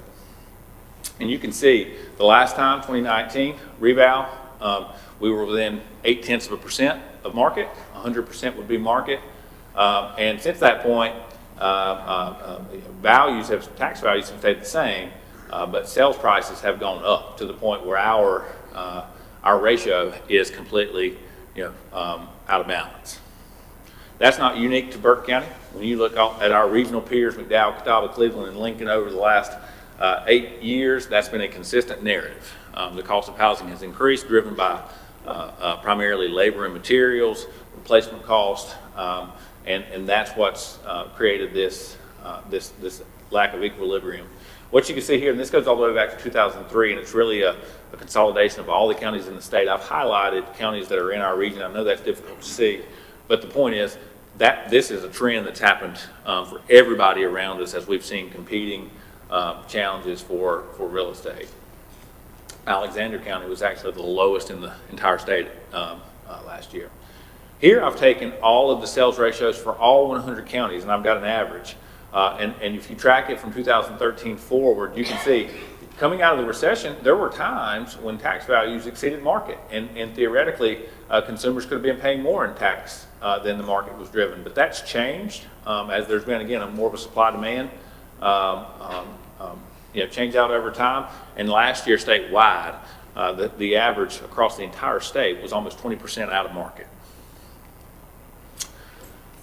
So these appraisals, this market value is driven by what we call mass appraisals, which means that we have roughly 900, quote, neighborhoods, which neighborhoods we would define as similarly situated geographic locations and homes and those type of things across the county. We have approximately 900 of those. We group similar properties together and do mass appraisals based on statistical, analytical formulas. It's a very mathematical driven value calculation. This isn't, it's very different than a fee appraisal where you would pay somebody to come walk through your house, evaluate your finishes, measure, and give you a specific price for your home. This is a much more broad brush approach as outlined by the North Carolina Department of Revenue.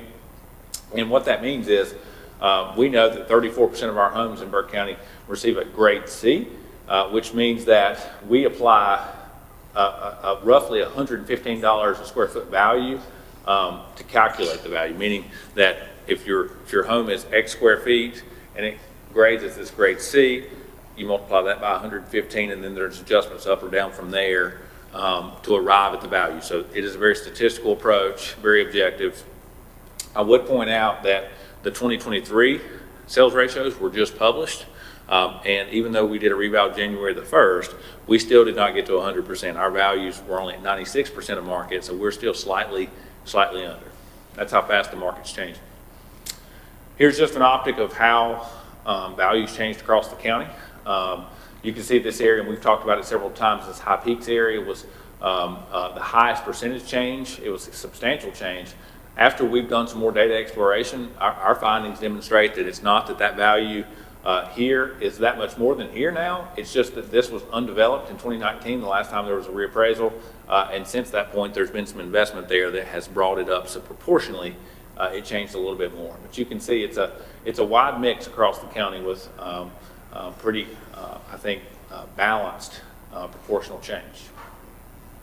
I put this here just to remind again of the 10.6 billion in tax base change. We also had a little bit of growth in personal, motor vehicle, and state boards. As required by the North Carolina Physical Control Act, we have to communicate what's called revenue neutral. There's a very specific calculation. Revenue neutral is a term that's intended to say, had revaluation not happened this year, what would the tax rate be to generate to count for a normal year of growth? But again, essentially actives if you hadn't done these mass reappraisals. So in Burke County, for this year, when we worked through the formula, revenue neutral per statutory calculation would be 52 cents. That's a reminder we're 69.5 cents in the current year we're in, so that would be roughly a 17.5 cent reduction. One question that I think is relevant here is how does that impact the average homeowner? How does that impact the economic change of any individual or citizen in Burke County? So here I've taken 3 different home values in a 2022 timeframe, kind of a lower value, a mid value, and an upper value home, and what they would pay annually in tax at our current 69.5 cent tax rate. I've then increased these values by our average increase of 47%.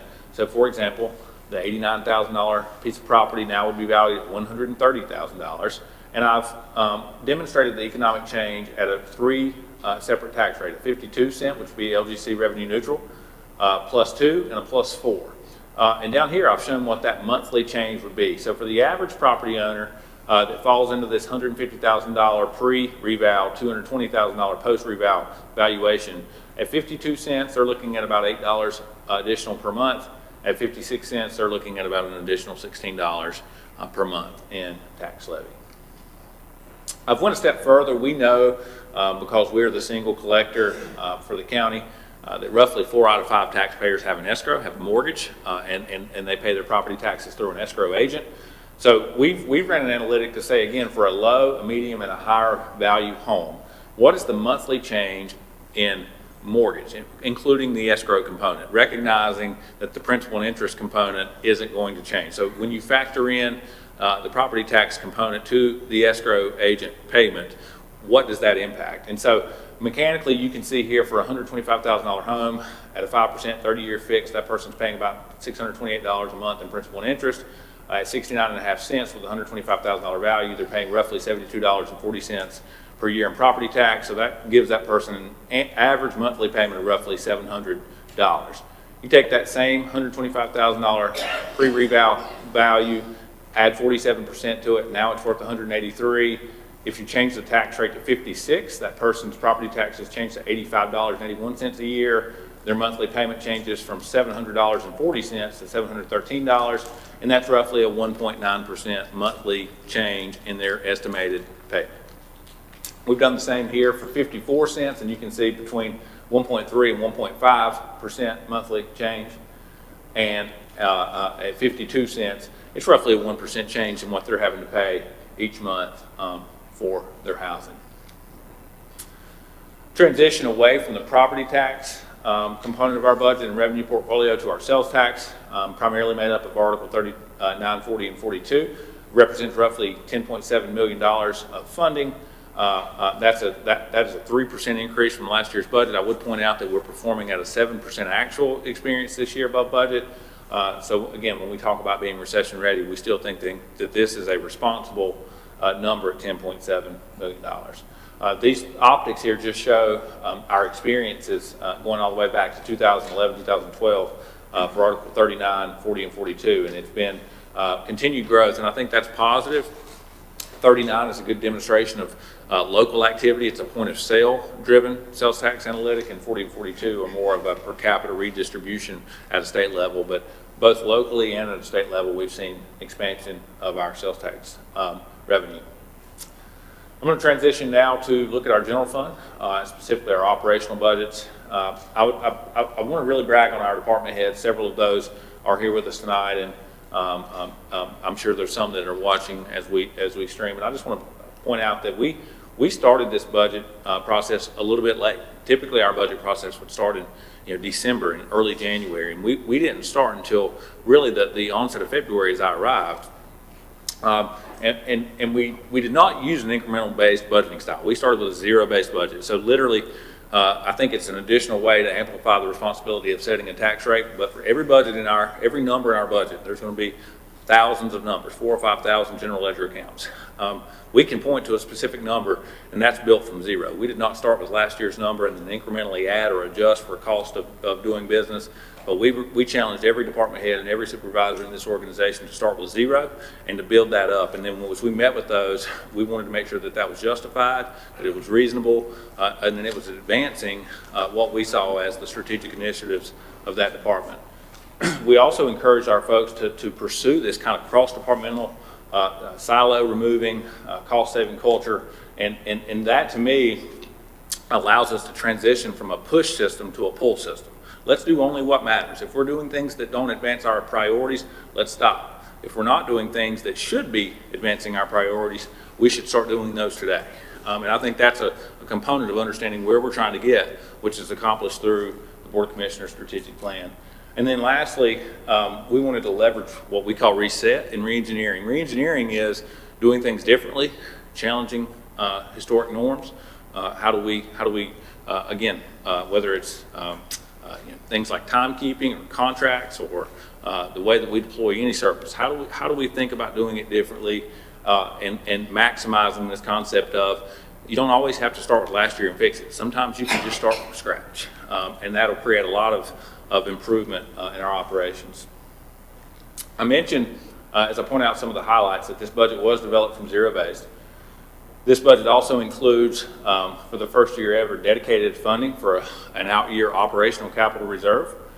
We've also started a risk management fund and portfolio for all things risk management, property and liability, workers' comp, all those components, employee wellness, and we've started a debt service fund. We initiated a 3-phase approach to employee pay.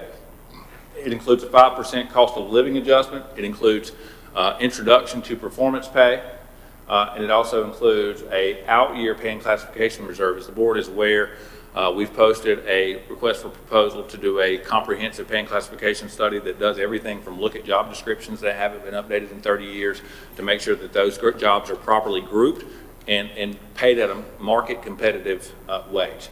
As I mentioned earlier, last year we had 200 separations at 33% turnover, and that impacts our service delivery. I'm very pleased that we've been able to cut that in half in the first part of 2023. And I think this pay and classification study that's been endorsed by the Board of Commissioners is the most crucial step to ensuring that we maintain the momentum that we've built. We're also transitioning from a 2% employer matched 401k to a 5% employer contributed. Again, when we have lagging pay, we're able to look at payroll deduction codes and see what percentage of our employees are able to contribute to a 401k. And if we really want to be an employer of choice, we should help pave the path for folks taking control of their retirement. And what we saw was less than 20%, less than 1 out of 5 employees in this organization have been able to afford to invest into their own retirement. And we believe that taking that first step forward and advancing that on their behalf is a very good thing. We're also proposing uniformity in our property tax early discount pay. So what that means is right now we have a 2% for July and a 1% for August early pay discount. We're proposing that be uniform across both months. The primary impact will be to large banks and escrow agents. We're also trying to enhance our employee fringe benefits by adding services that, not removing anything, but adding additional packages for consideration. We've also partnered to provide what are called benefit counselors so that every employee in this organization has an opportunity to spend time on the phone and understand what we do offer and how that may impact them. We're phasing out merit pay, which we see as a de-incentivization for promotion development.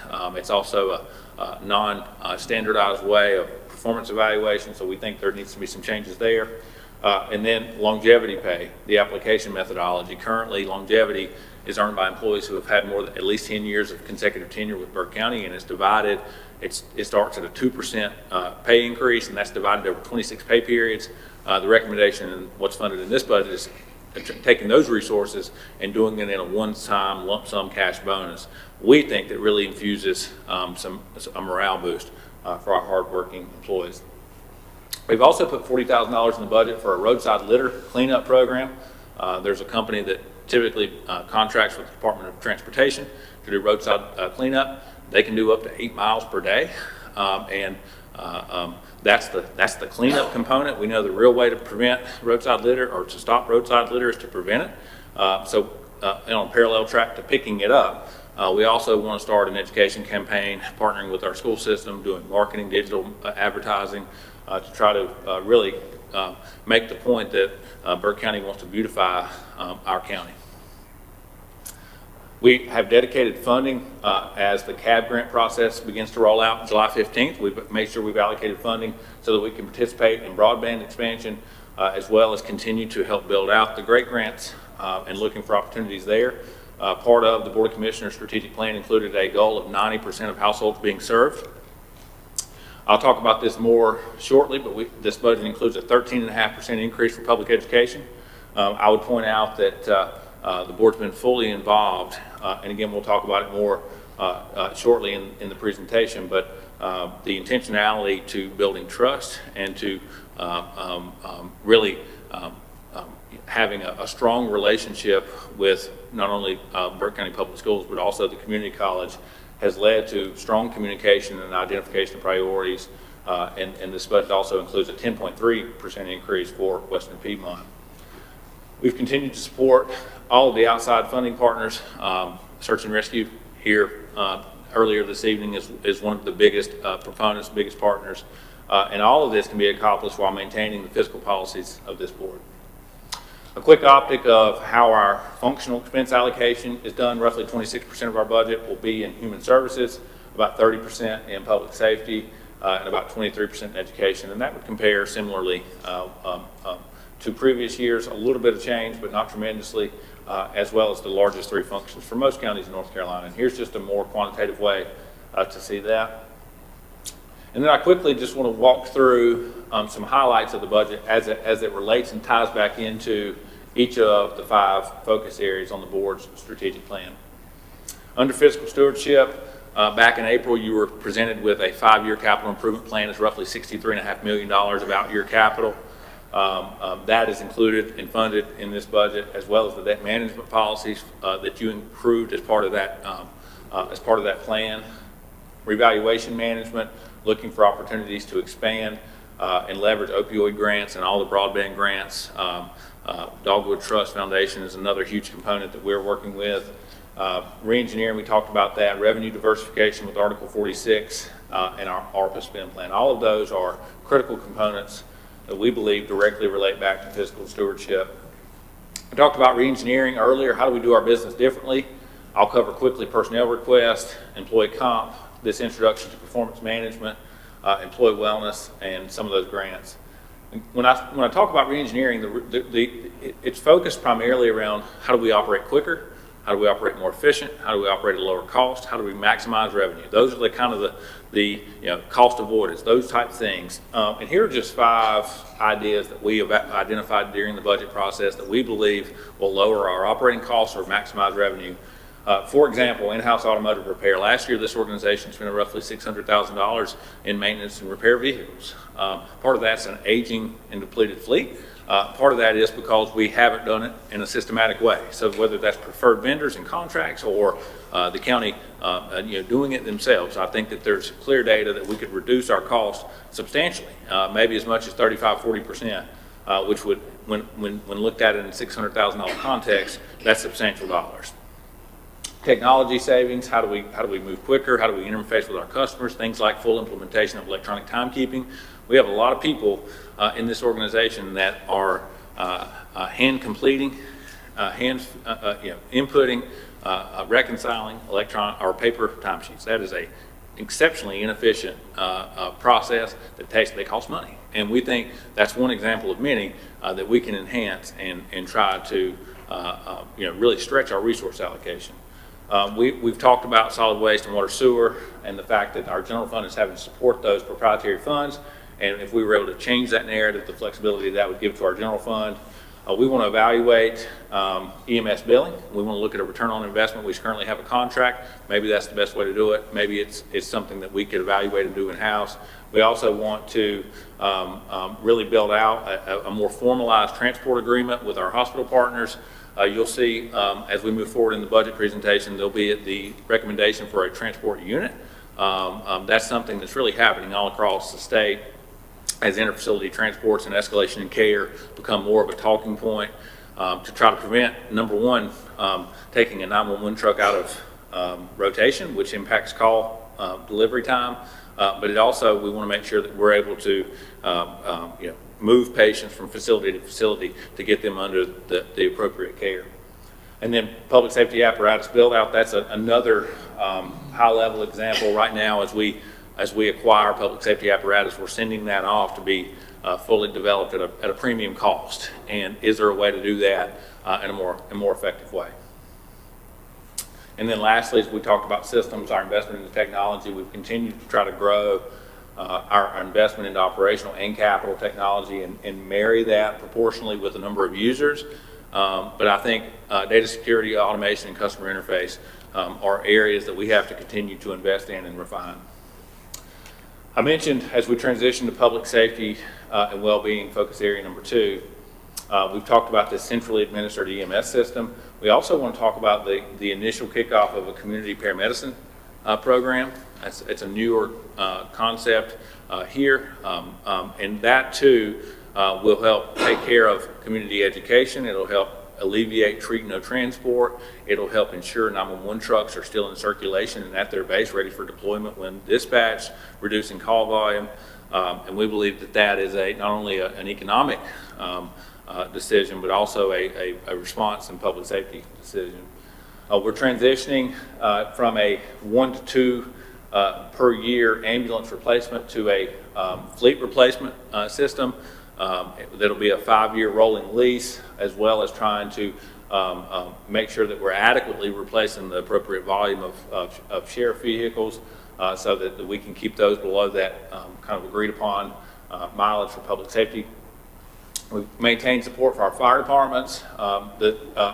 We've also funded a long-term contract with Axon to provide body-worn cameras for each of our road officers and detention officers, as well as a full taser replacement system. Currently, our tasers are approaching end of life.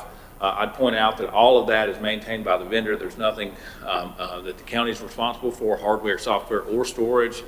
And the Tech 84 body scanner is something used as we take in detention inmates to make sure for their safety and our officers' safety.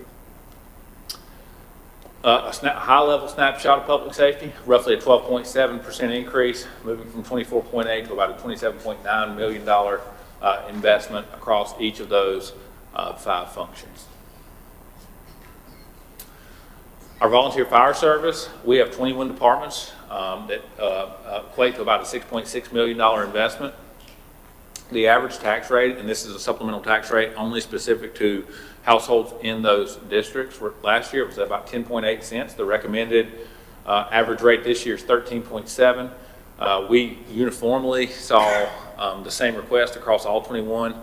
There's a decline in volunteerism, and in order to provide daytime staffing and adequate staffing, each department is having to transition at least portionally to paid staff. And we've also seen a real lag in, and this has a lot to do with the Department of Insurance and tanker ratings, but a real challenge in acquiring new apparatus. And when you acquire new apparatus, it no longer fits in your old building. So they're kind of hand in glove. Average new revenue per unit is about $79,000. Of the 21, 2 units required a rate decrease. Salem and Oak Hill both requested that their rate be reduced. Triple Community Fire requested that their rate be increased. But on average, you can see moving from 10.8 to about 13.7. I put a quick optic at the bottom to demonstrate for an average or approximate average $175,000 home in Burke County. This is going to equate to about a $4.38 per month economic change. Each of those fire departments also have provided additional details, held public hearings, and those rates were endorsed by their unique boards. Transitioning to Health and Human Services, again, about 26% of our total budget. Here I've demonstrated our investment into social services is about $20.1 million. Roughly 36% of that comes from local dollars. The remaining would be from federal and state. And, a vast majority of both of these budgets are people. Again, I mentioned that earlier. And so as we are trying to carve turnover and trying to invest into people and give them the tools they need to do their best work, that drives a lot of this budget. On the public health side, next year's investment is roughly $4.5 million. About 53% of that comes from local dollars. And you can see there, Medicaid eligibility for both departments is roughly the same. When I talk about drivers and people, one of the reasons that it's critical that we are adequately staffed in those 2 functions is because we know that we stick out as it relates in certain driving areas, certain funding driving areas. Here I've looked at some regional peers and adjusted for population the number of opioid poisoning in 2022, and you can see Burke County here unproportionately. It sticks out, and when you have parents that are battling substance abuse, you often end up with a high level of children living in poverty, roughly 30%, and then that is an alternative driver to they could put additional kids in care, and all of that has to have folks managing it. It creates, a wrinkle-out effect that drives a lot of the costs associated with Health and Human Services. I do think between now and next budget, there's some continued refinement that we can work with both departments to better understand some of that data, but generally a big part of our budget. Transitioning to community advancement, I mentioned earlier this roadside litter and cleanup, as well as this goal of advancing broadband. We also have funding dedicated for existing trail and new trail exploration. We funded a water sewer AIA and mapping asset management plan. We know that we need to get our head around more concretely the current status of all of our infrastructure and water sewer, where it's at, what condition it's in. We have asked legislative funding help for that initiative, but in the absence of that being fully funded, we are prepared to advance that project, as well as funding a countywide housing evaluation that helps us develop some public policy solutions to help drive population growth and economic development. Transitioning to economic development, the support for BDI, making sure that we are funded the remaining incentive agreements, making sure that we're helping to be a partner with their initiatives, product development for Burke Business Park, a feasibility study for a Class A industrial spec building. We've talked about that a lot at the board level. That helps really promote job creation and tax base. We talked about manufacturing earlier, and we have all the assets that are ready to go. It seems like a heck of a good opportunity. This feasibility study would help us identify target market, types of building, size of building, location, utility needs, that we can put grant applications together to people like the Industrial Development Fund and Golden Leaf and those type folks to help really spur some energy in our economic development area. We've also funded an economic impact analysis for both of our airports, as well as partnership with a strategic plan implementation with travel tourism. Lastly, your fifth focus area is this employer of choice concept, and that's all about positioning Burke County government to be somewhere where people choose to come to work, and they, we want to onboard the right type of people that align with our values and that want to serve the community, and then we want to keep them and grow them. And that's going to start, as I said earlier, with this comprehensive pay and classification study. I think that's the most foundational way to show value. But there's other ways to demonstrate high value at a low cost, and that's been one of our areas of focus at an administrative level. Part of that is pursuit of substantial equivalency. That primarily is going to impact our public health and social services employees. It essentially transitions control from Raleigh to local leadership. We want to rewrite our entire personnel policy, starting at point A and going through point B, which has really never been done in a way to modernize and make us more nimble. We want to fully evaluate the competitiveness of our fringe benefits. We want to transition to a results-based wellness initiative, meaning when you make good health choices and behaviors, we want to reward you for that. And then we're looking at things that differentiate us. What makes us different than another employer? How can we have high-value, low-cost benefit packages, and things like child care, I think, are an ongoing conversation. Our total investment into people next year, roughly $32.9 million. The budget comes with a recommendation of 11 new FTEs, one in public health that will be at the discretion of the director. We have 5 in EMS. 4 of those are dedicated to interfacility transport, as we talked about earlier. And I would point out that those will be contractual, and they will generate more revenue than their cost. And then 1 will be a community paramedic. This budget includes 2 allocations for budget strategy and performance. Now that we have a more refined budget process and a commissioner's strategic plan and a capital improvement plan, we want to make sure that our budget is linked to strategy and that we're measuring the performance of that strategy and reporting back in a really thoughtful way. Animal services includes an animal services officer, code enforcement officer, as well as an administrative function. We have 3 officers to do a 24/7, 365 job in a 500 square mile county. And it is a highly burdensome role and responsibility. And we literally don't have anyone that's answering the phones on a daily basis, and that's what the second position would be. And then lastly, 1 allocation of FTE in human resources. This would be a policy manager for all the things that we've talked about here. We have 4 FTEs currently in central administration, HR, to help manage roughly 800 employees countywide. In order to advance the ball down the court, in order to be more strategic and more effective, we think we need a project manager in that function. I'd also like to introduce this three-phase approach to investment into our people. I mentioned a COLA earlier, as well as 401k advancement. I'd also like to talk, and we've talked about this Penn Class reserve. I'll spend a little bit of time talking about this introduction to performance pay. The total cost for the COLA, and by the way, there was a survey done recently, came out this week. It was a partnership between the North Carolina Association of County Commissioners and the League of Municipalities. Roughly 300 respondents in the survey. The average annual COLA across the state was 4.7%. So we're not gaining, but we are buying down what the investment of the pay and classification study will be. This concept of performance pay, I put total cost zero.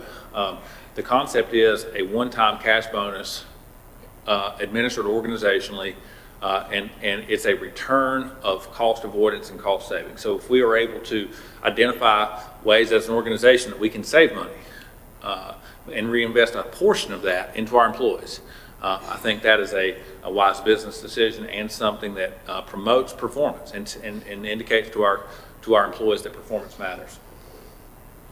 Here's the concept. I think most people logically agree that individualized pay for performance matters. In some way, your performance should be linked to your pay.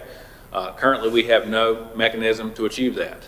I'm proposing that we start at an organizational level with 6 identified performance qualifiers, and if we are able to obtain those, a portion of those savings, a portion of those cost avoidance would be reinvested into our employees. I think once we practice that system for some time, we can move to more departmental specific goals and then ultimately to this individual employee driver.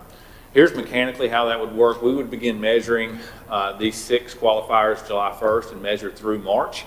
And each of those qualifiers earned 0.25%. So for example, last year Burke County had a 33% turnover with 200 separations.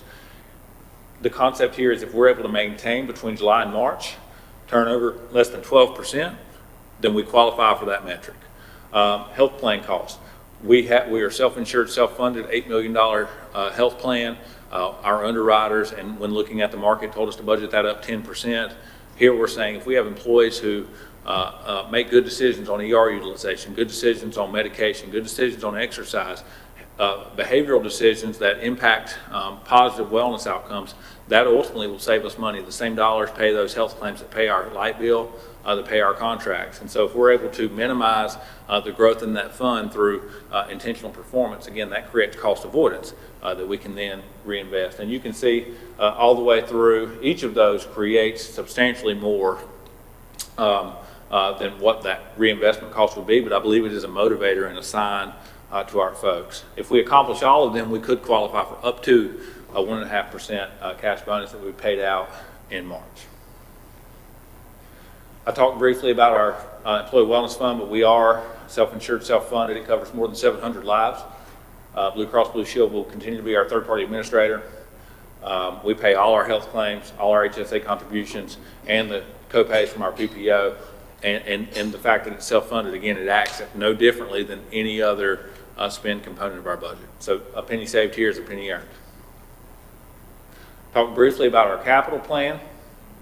This was covered in detail at your April work session, but roughly we're leveraging about $16.2 million in pay-as-you-go capital expansion, married with about $22 million in grant funding, and out of a $63.3 million capital plan advancement, we are assuming only one of those projects may require financing or debt, and that would be our Health and Human Services building. All of these numbers are obviously in the very early stages, but this plan as presented in April is funded in your budget. Talk briefly about public education. Our commissioners have had really 3 fundamental goals, and I talked about this a little bit earlier, but I've been so impressed with the leadership that I've witnessed from these 5 commissioners since I've onboarded in thinking differently. Public education funding was something that I really struggled to get my head around here because it was done really differently than anywhere else in the state of North Carolina.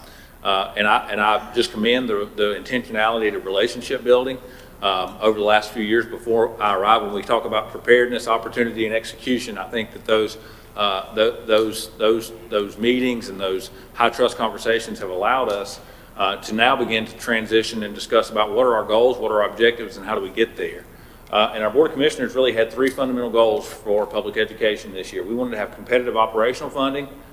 We wanted to make up in lagging teacher supplements because no different than county government losing employees, we know that high talent retention and recruitment in this classroom is going to impact student outcomes. And teacher supplements is really the way to differentiate ourselves from regional peers. And then we also wanted to improve ratios as far as teacher students in the classroom. Here's how we compared in local supplements. I know that there was a change several years ago. Commissioner Burns and I've talked about that, that was required because of affordability. And that stabilized at that point, but since that, it's really created a lag. And so I just applaud the board for recognizing that and prioritizing not only county employees, but also Burke County Public School employees. We also looked at student-teacher ratios and wanted to help be part of the solution to really lower that ratio, again, believing that that will have a positive impact. The total funding included in the budget for next year is $18.5 million. That's approximately an increase of about $2.2 million. It's $14.1 million in operations, $4.4 million allocation in capital. It gets our per pupil allocation to roughly $1,541, which is an increase of 9% and exceeds the request from the school system. At the community college level, I've here showed just how we compare with the state average. There's 58 community colleges in North Carolina.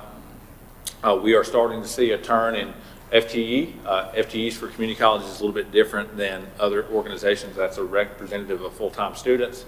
When I look at us compared to these other community colleges in North Carolina, from a per FTE funding perspective, you can see here we're in blue and the orange. We compare very favorably.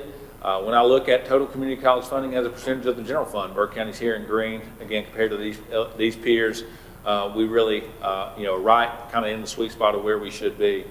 What was a little bit challenging, here in this optic, the bar graph represents operational funding, and the line represents capital allocation. And anyone who's ever worked through a multi-year budget process, reducing volatility is a good thing. We want to have predictability and consistency in out-year planning. And so what you can see in this line is in previous years, that's been up, down, up, down. So what we tried to work with Dr. Welch and his team on is to really identify capital needs over a 5-year period. This goes all the way out through 2028, and arrive at a solution that gives the county and the Board of Commissioners, again, with the responsibility of setting a tax rate, predictability in the future with leveling that out. The operational request is at $2.9 million. That's roughly a 7.4% increase, almost exactly in line with inflation.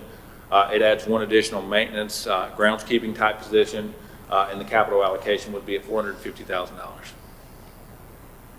Outside agency support for next year's budget. As I mentioned earlier, this includes a multitude of nonprofit partners, our LME, MCO. Next year's total allocation is $816,000. That's slightly less than last year. Several reasons for that. One is Partners does have some internal fund balance that we're going to leverage to fund some priorities there. We've also had some skip dollars roll off in this year's budget, but fairly comparable to where we were last year. Spend just a moment on our solid waste and water departments, our proprietary funds. The solid waste department does include an 8.3% increase. This is a pass along. We are a purchased water system, which means that we don't treat it. We buy it from other producers and we resell it. We're passing along the rate increase that we've received excuse me, I'm going to go to water sewer. Somehow I'll go here and I'll go back. I was talking about water, but I had my solid waste slide up. I apologize. Everything I said was right. It was the wrong slide.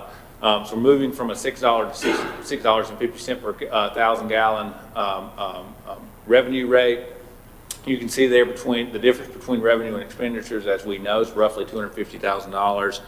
The fund is not self-sustaining at this point. The water sewer fund does include a proposal for a 10-year rate stabilization study, as well as that, and that'll help us map out what our rate structure needs to be long-term. So again, we're not in this kind of mix and match of what do we need to do this year. And it also includes a capital reserve investment for water meter replacement as well as sewer meter replacements. And included in your capital improvement plan is that Indian Hills pump station replacement, as we've all talked about many times.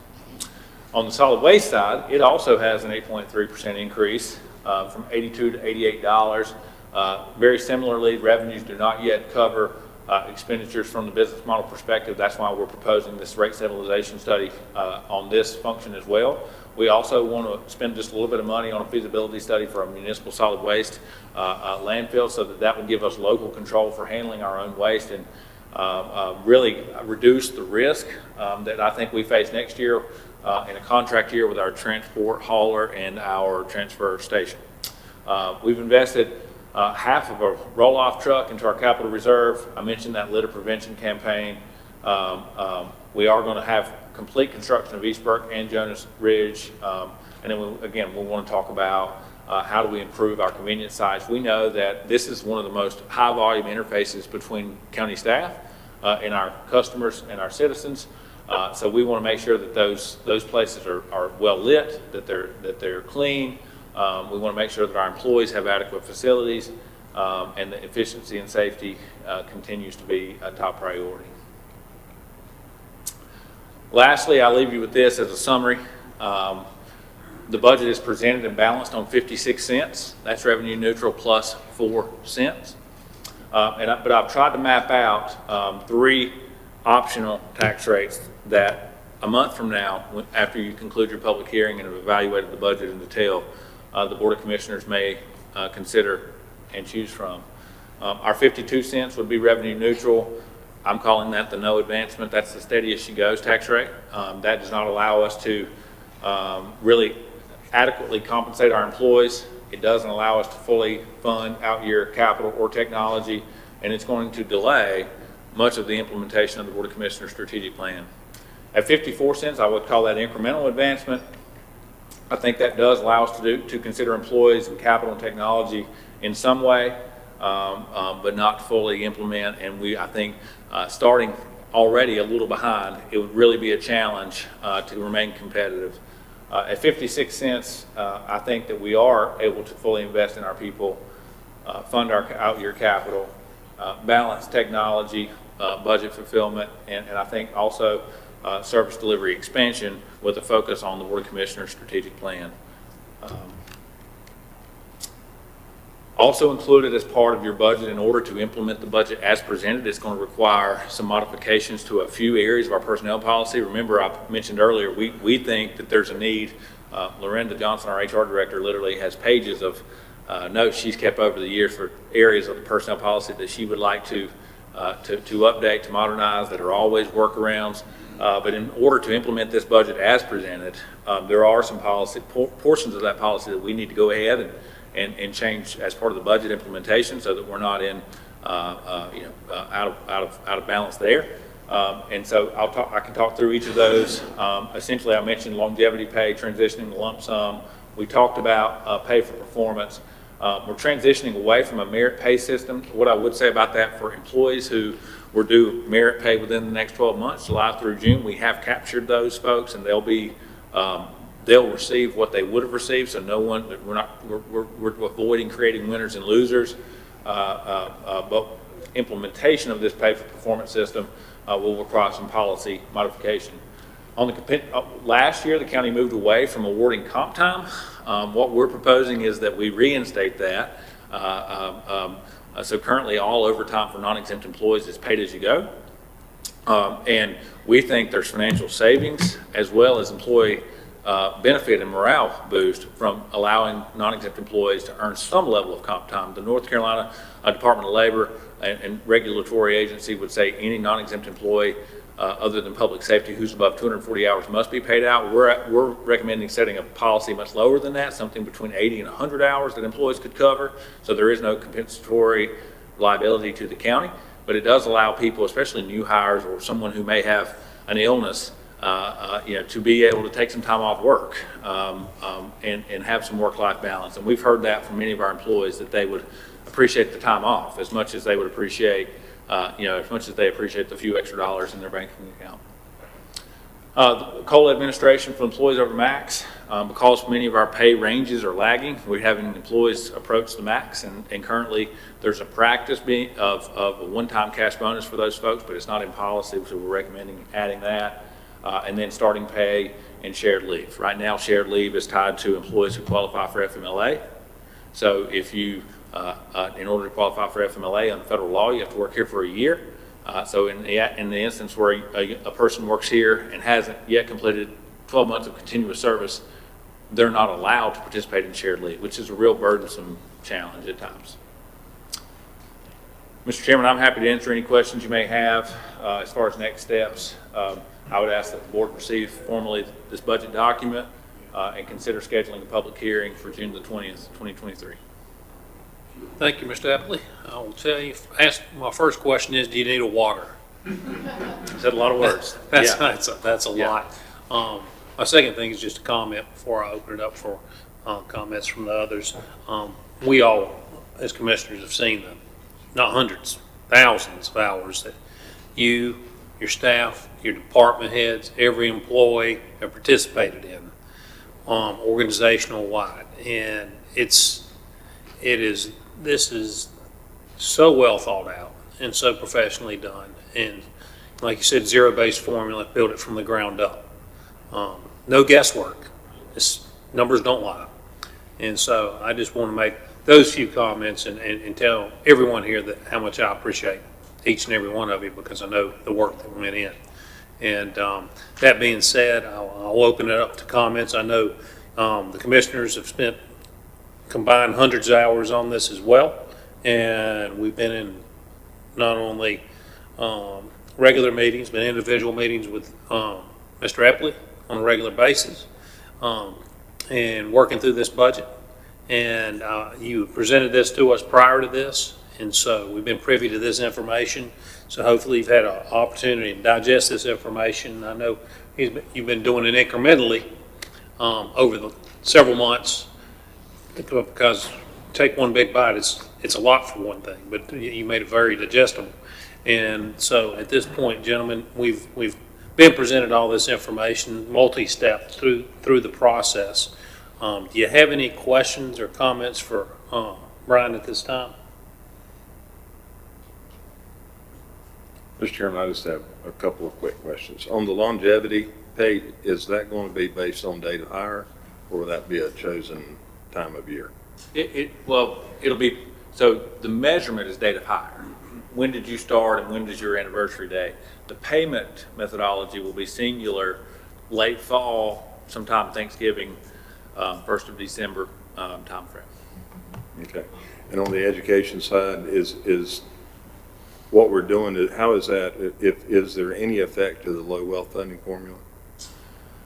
So what we're doing does not affect low wealth. There was a session law originally implemented in 2017 that transitioned the state formula to a weighted average formula that's potentially impacting the school's budget for this year. I think we're working through that. I think we've found some inconsistencies in the General Assembly's formula, and we've pointed that out to DPI, and we're going to be able to rectify that.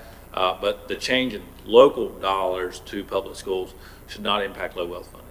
Okay, thank you. That's all. Other than to say, wow, this is there's a lot of work here, and I want to express my appreciation to you and the staff. There's a lot that went into this. Thank you, Commissioner Burns. Anybody else? Questions, comments? All right. Mr. Great. Chairman, if I could, one more thing, and I know I kind of harp on this at every meeting. Article 46, as we think about moving forward with our tax rate, this is something, in my opinion and my belief, that we really need to consider adopting on a referendum. I know it's been our priorities. If you look at neighboring counties who have already implemented this, that have a much larger tax base than ours is, that's a tremendous amount of revenue, and it would give us the ability to adjust that personal property tax rate when appropriate. So I just want to make sure that we're really clear that the Article 46 that's being proposed is not just we want to have another tax. We want a taxing revenue stream that is paid by everyone that comes through our county, owns property in our county, or whatever the case may be. So and that would be the equivalent of 2.5, 3 cents. So, significant. Thank you, Mr. Burns. Anything else, gentlemen? If not, what's the pleasure of the board? Mr. Chairman, I'm going to make, pardon me, a two-part motion. Part number one is to acknowledge receipt of the manager's recommended budget for 23-24 fiscal year, and ask for a vote by show of hands. Signify with uplifted hand, gentlemen. 5-0, Madam Clerk. Mr. Chairman, my second part of the motion is to schedule a public hearing for Tuesday, June the 20th, 2023 at 6 p.m. or as soon thereafter as persons may be heard. Thank you, Commissioner Carswell. Signify with the uplifted hand. Motion carried, 5-0, Madam Clerk. Thank you, Commissioner Carswell. Gentlemen, that brings us to reports and comments. I'll start with Margaret Pierce. Thank you. I just want to say it's been an exciting budget process. Love all the data. I just eat that up, so I'm very excited and very appreciative of the things recommended by our manager. Thank you. Thank you. Mr. County Manager. County Attorney. Skipped one. You have to hold your fire a little bit. I've got to let your voice rest a little bit, Mr. County Manager. I'm messing with you. So, Mr. County Attorney. Yes, sir. Since the last meeting of commissioners, I've been involved in several projects, including conducting a closing on the purchased property at 102 Drexel Road, including preparation of deeds, right of first refusal agreements, owner affidavits, Form 1099s for each of the 15 sellers. This is the property that will be used for the new EMS Station 1, and also reviewed the press release announcing the purpose. I attended the working group meeting of the Board of Commissioners and Board of Education on April 20th, prepared an offer to purchase and contract, conducted a title search, prepared closing documents, and conducted a closing on the purchase of 2 acres of property adjoining the convenience center on Highway 126. I've worked with county officials concerning record requests made to the Board of Elections, and I'm currently drafting an option agreement for BDI for certain property in Burke County that they wish to be able to purchase in the future. And that's my report. Thank you, sir. Madam Clerk. No comments tonight, thank you. Mr. County Manager. Now. I've said a lot. Okay. Commissioner Smith. I just want to say, if you're a fan of the Andy Griffith Show, that we've got Burke County's answer to Howard Sprague right here in our county manager. Commissioner Burns. No comment tonight, Chairman. Vice Chair Britton. No comments. Mr. Carswell.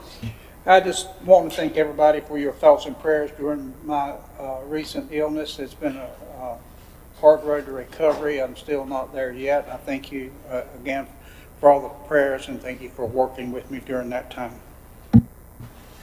We are so glad to see you back healthy and on the mend, my friend.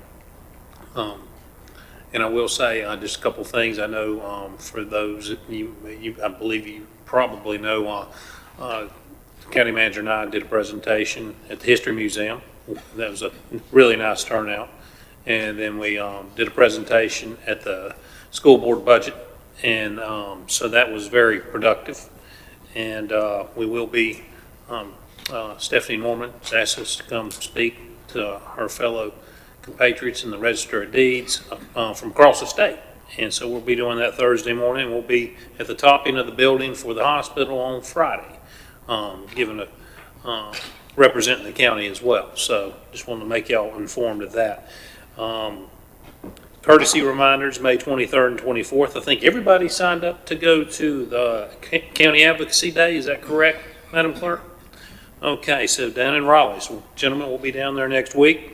Reminder, May 29th, Memorial Day, county offices are closed. June 6th, pre-agenda meeting at 3 p.m. June 20th, regular 6 p.m. meeting. Budget, and that'll be the budget public hearing and adoption. July 4th, obviously, county offices closed for Independence Day. July 5th, the pre-agenda meeting will be canceled. We'll be having one meeting on July 5th, and that'll be our regular posted meeting. And I would remind everybody, once again, as we always preach, don't litter. Please pick up trash, cover your loads to the landfill and convenience sites, and please spay or neuter your pets. At this point, I'll turn it over to Madam Clerk for vacancy announcements. Thank you, Mr. Chairman, members of the board, ladies and gentlemen of the audience. We have the following opportunities for citizens to be a part of county government: the Adult Care and Nursing Home Community Advisory Committee, City of Morganton Board of Adjustment and Planning Board for the ETJ areas, Burke Senior Center Advisory Council, East Burke Senior Center Advisory Board, Council on Aging, Burke County Board of Health, Partners Consumer and Family Advisory Committee representing traumatic brain injury, the Hickory Regional Planning Commission, the Western Piedmont Community College Board of Trustees, and the Jury Commission. Thank you, Madam Clerk. And always, people ask how they can become involved in county government. Well, there's the way. We have plenty of opportunities. We encourage you to please sign up and be very active. Kay will put you to work, I promise. Gentlemen, there's no need for closed session. And at this point, is there any other comments? Mr. Chairman, just wanted to acknowledge the passing this week of a former commissioner, Jack Carroll. Oh, thank you. Thank you. Let's all keep Jack, and I mentioned that in our pre-agenda meeting, he and his family, he had years of service here at the county and served several years as chair as well. So I will say again, keep his family and your thoughts and prayers, please. And I wish Randy safe travels tonight. He gets to go represent us in Raleigh, so he's walking out the door as soon as we adjourn. So I will accept a motion to adjourn. Oh, Mr. Britton beat you to it. All those in favor signify with uplifted hand. That is 5-0, Madam Clerk. Thank you. Thank you for everybody being here. I did it for you.